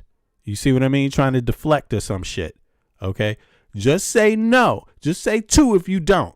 Okay. So you see, there's one person, and of course, this is just a weirdo, just cry a train of tears over it too. Nobody's crying. You're the dumbass. You should smack yourself in the face for being so goddamn dumb. Because that means nobody has the right to live any fucking place. What you saying, including you jackass. Now, I mean, this is just basic. You know what I'm saying? There's Native people all over the motherfucking world. You know what I'm saying? It's ethnic people all over the world too. There's Native, then there's ethnic. Some people that been there for. What are you going to do? Even in Sweden, they got the Sami people. I mean, come on, nobody in Sweden's arguing that shit. You see what I'm saying? Like, this is ridiculous. Norway got Sami people too. What is this? You see, it's like different. United States, Canada has Native people. United States has Native people. Mexico has Native people. All Mexicans are not Native Americans. Did you know that? There's a lot that are, but goddamn, this is insane. So you can already know that if ICE is doing this to her, the likeliness of everything else they're doing is full of shit, especially this story that they say. Listen to this. Really ironic, somebody telling a Native American she's not necessarily in the country legally. In a statement to CNN, the Department of Homeland Security says, quote, allegations that DHS law enforcement officers engage in racial profiling are disgusting, reckless, and categorically false, adding, quote, ICE was conducting targeted immigration enforcement traffic stops and encountered Elaine Miles driving a vehicle registered to an illegal alien. She was never arrested. Any claim that ICE questioned her tribal ID are false. ICE agents are trained to recognize tribal IDs and accept them as proof of status, unquote. That is the official government response. Elaine, what is the truth there? What is your response? I even asked them, because they are federal. I asked them, I go, you're a federal agent. You should know the tribal IDs and the tribal rights that we have, the treaty rights that we have. And they all just kind of looked at me, and I keep saying, after I talk about it so much these last few weeks, I wonder if they were really, really ICE agents or just bounties, because I know bounties are being paid. And if they're going to hire these bounties, they should educate them on our tribal rights. Yep. Elaine, they claim that you were driving a car registered to an undocumented immigrant. Is that true? I was not driving. I was walking. And that's why I even said, what did I do? See, when they stopped me? Exactly. I didn't. So they needed her to be doing something where they kind of felt like, aha, now we have this pre-contrived scenario, the driving scenario. You see that because ICE is going around just stopping anybody in the car, basically. Not anybody. A lot of times people that look different. They have to look like people, these ICE people don't. I mean, I don't know what it is. Let's just say ICE doesn't spend a whole lot of time around quote unquote people that identify themselves as being white Americans. Let's just say that they don't tend to be really, they don't have a practice that really works, that they put out there before Congress and say, it's not like congressional law here when you're dealing with ICE. They don't follow congressional law. They challenge congressional law. You don't have the right to racially discriminate. You don't have the right to discriminate. You don't have the right to say, oh, this person's speaking this language. Let me stop them and see if they committed a crime. You don't have that right. Not in the U.S. You don't have that right to go by how somebody looks or sounds or any of that. You actually have to have a real reason, another reason, because how they look, there's not a reason in the United States of America, because Americans look all different types of ways, including this way. So if you're stopping people because you think they look like her, what you're doing is committing a fucking crime. That's what you're doing. Okay? Now, if somebody called in the radio and said, somebody that looks like her just robbed me and just left my property after shooting and killing somebody, yeah, you might then want to stop, because they asked you over the phone, what did that person look like? What were they wearing? If they were wearing that kind of dress, if they had that, then you got a reason. But if you're just randomly looking for people to look like her, suspecting that they're illegal, you committed a fucking crime. These people can sue the federal government. Taxpayers have to pay that money. Do you understand that? It's loads of corporations and individuals that's lining up to sue the fuck out of this fucking goddamn administration and different departments. Do you fucking understand that? Who do you think is going to have to pay for that? Because they all going to win in goddamn court. Who do you think is going to pay for it? Raise your hand if you like ICE, because you are the people that will pay. Everyone's going to pay for it out of the tax dollars that they collect from you, that you must fucking pay every day you go to fucking work. That's who's going to pay for it. You could have just followed the law. Now, somebody said that they were arrested, the other woman, it was a person's car, her boyfriend's car or whatever. Okay, well, does it look like a boy in the car? No. Doesn't look like a boy in the car. So did she commit a driving infraction? No, she didn't commit a driving infraction. Legally, listen to this. Here it is. Here's what went on with this other spot, this stop here where they just stopped the Florida woman. This is what's going on here. Let me just turn it down real quick, because I see they got this reclaimer coming up. But let's see here. Here we go. Let me see here. Here we go. So here it is. This stop right here, where they stopped and dragged this woman out of the car. This is what it was about. Okay. Let's see here. Where is it at? Boop, boop, boop, boop. Right. Here we go. It is. Here we go. Okay. Here's the breakdown. The car was pulled from was a white Toyota Corolla, which authorities later said belonged to her boyfriend, who the agencies say is in the country illegally, right? The spokesperson for the U.S. Customs and Border. Now, the first thing that pops up in your head is, if he's in the country illegally, how could he register a car? How could he register a car at the DMV? Because if you're looking for this car, then it's because it's been registered, right? I mean, obviously, right? Isn't that it? Or are you just going to pull over every white Corolla, Toyota? I mean, obviously, right? So because of that, that is the reason they stopped her, not the boyfriend, in the car, right? The car that didn't make a driving infraction, right? That's what you're seeing here, okay? So in this Florida state, in this place in Florida, right? The boyfriend was described by federal agents as being in the county illegally, but that does not prevent someone from legally owning a car or registering the vehicle. So he didn't have an illegal car. She wasn't driving in an illegal car, right? How an undocumented person can have a registered vehicle in Florida, okay? If he's undocumented, I mean, but they say he is. Florida does not require proof of immigration status to register a car. Just so you know. Is that a wise thing? You tell me. Is that a wise thing, maggots? You people that think ICE is... You see, Republicans are the head. They control the House, the Senate, the White House, and the Supreme Court. What's going on here? What's going on here?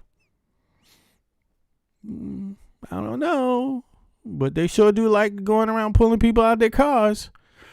Okay, any work to be done here? I don't know. They're not saying they have any work to do. Not talking about it on CNN. Not talking about it on Fox. To register a vehicle in Florida, a vehicle identification number must be provided. That's a VIN number, proof of insurance, Florida address, payment of registration fees. Immigration status is not part of the requirements.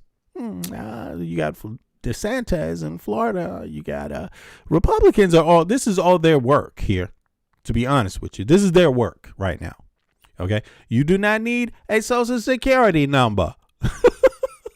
You do not need a U.S. citizenship. You do not need a green card. You do not need a visa. But they sure like grabbing people out of their cars. Okay.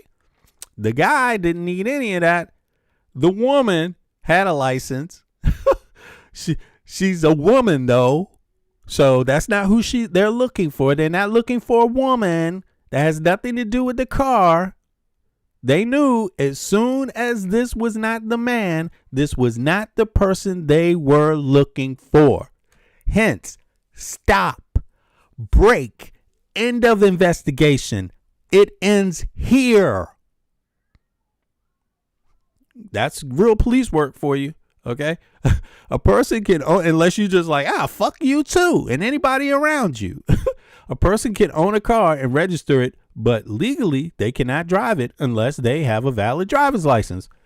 Hence, the man was not driving the motherfucking car. Okay.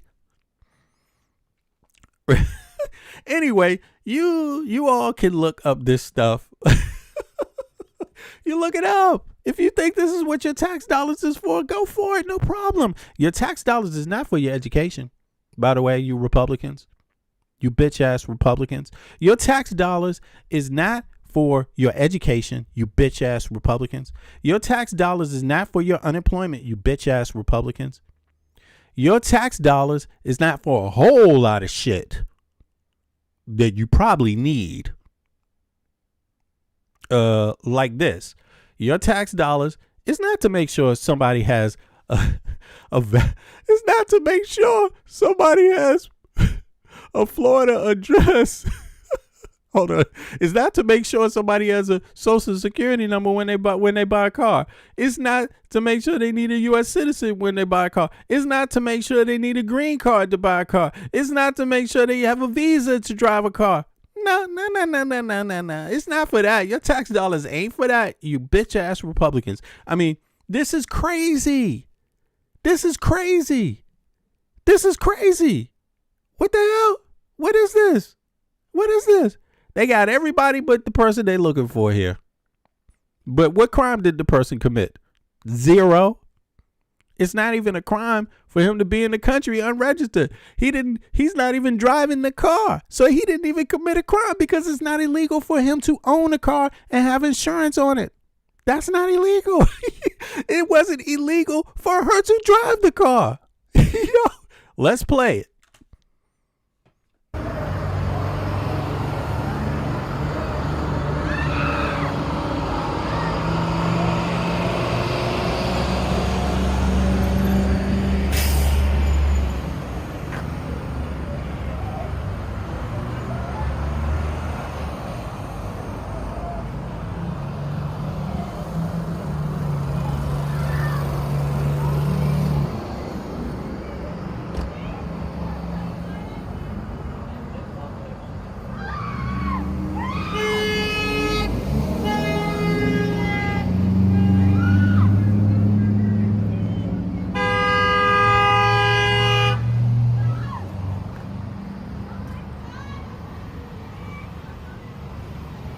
They don't even know if the man is in the country.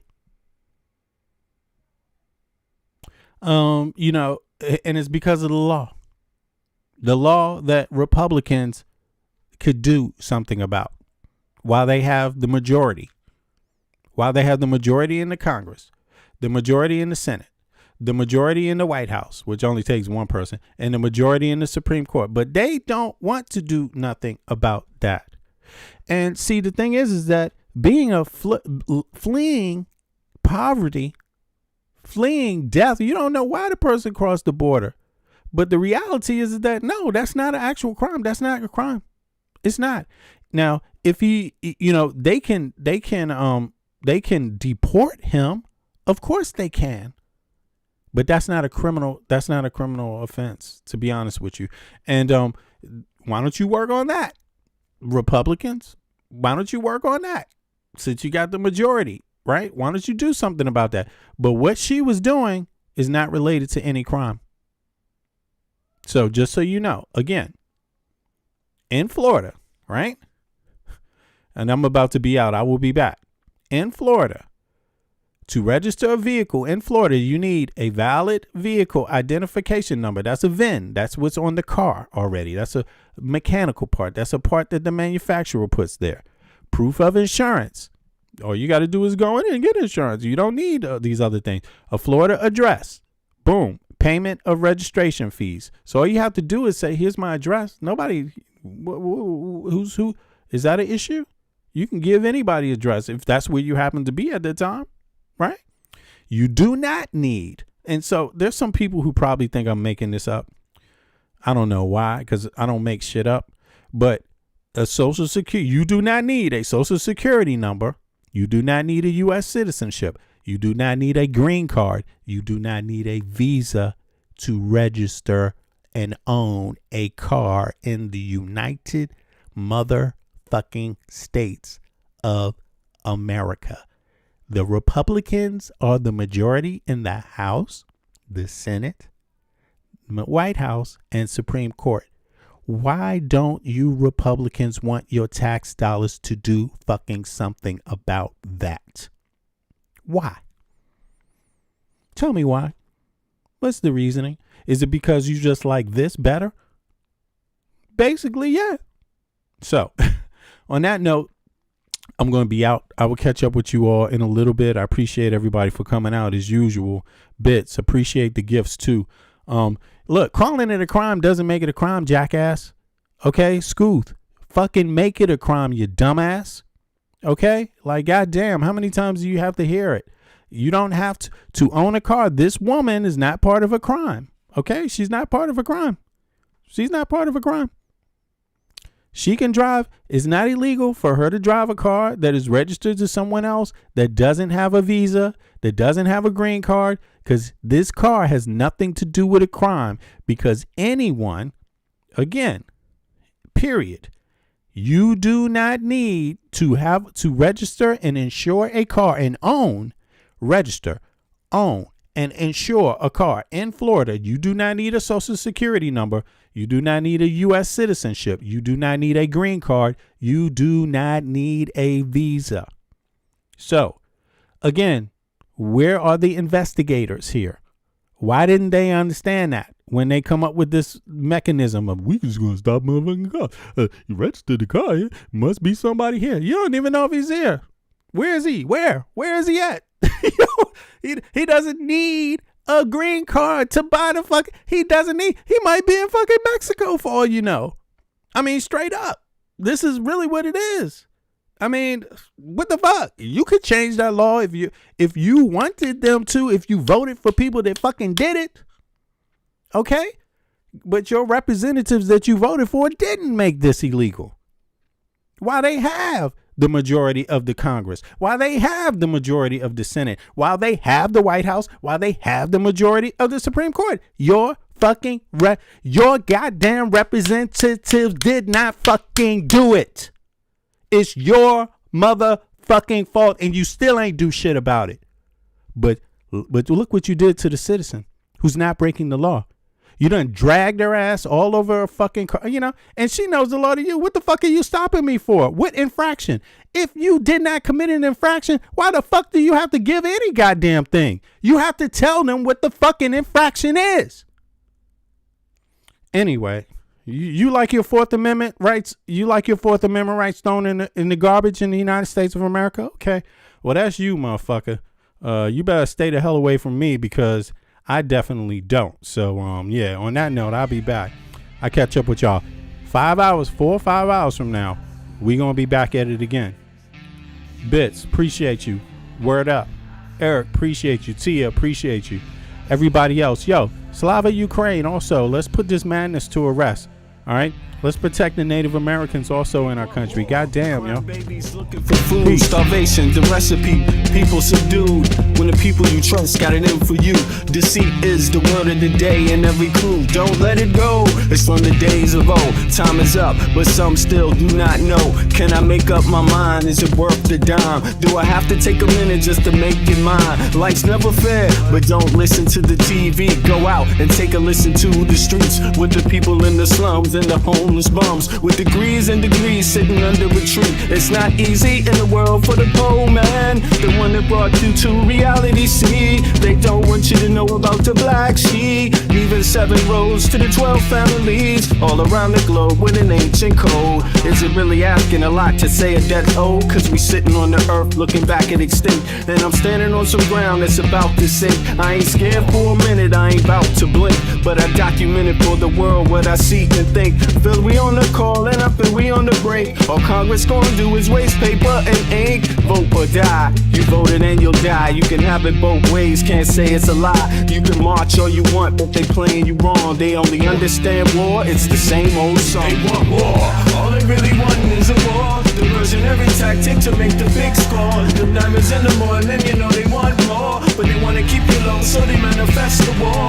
War, all they really want is a war. Diversionary tactic to make the big score. Them diamonds in the morning, you know they want more, but they wanna keep you low, so they manifest the war. Like a lotus coming out of the mud with colors, I create envy in those with power but jealous. I unify the poor with my song, the hell with the others. Descended the way they treat indigenous brothers, cause I understand we live forever. They try to hate us even though that we keep it together. I'm not talking about controlling the air or the weather. I'm talking about maintaining the truth, the high endeavor. A rebel drops bombs in the midst of trouble. The free world counterattack and now there's double. But nature gets the shit in a way that's subtle. If you stop the machines for a minute you might hear, but they won't cause the TVs whisper in the ear. And capitalism has eyes that don't tear, and they cloud up and get crazy and won't stare. And like an ab, it's hard to get an ass to listen. Living like this is like living in prison. It's hard to keep hope when you're living in prison. The spiritual thoughts, so yes, the mental prison. The outside, yes, it's got to get through. Something's gotta die, so something here can live. Your life is nothing if you got nothing to give. Keeping the spiritual, yes, disguised as religion. Controlling your mind, the mental prison. They want war, all they really want is a war. Diversionary tactic to make the big score. Them diamonds in the morning, you know they want more, but they wanna keep you low, so they manifest the war. War, all they really want is a war. Diversionary tactic to make the big score. Them diamonds in the morning, you know they want more, but they wanna keep you low, so they manifest the war.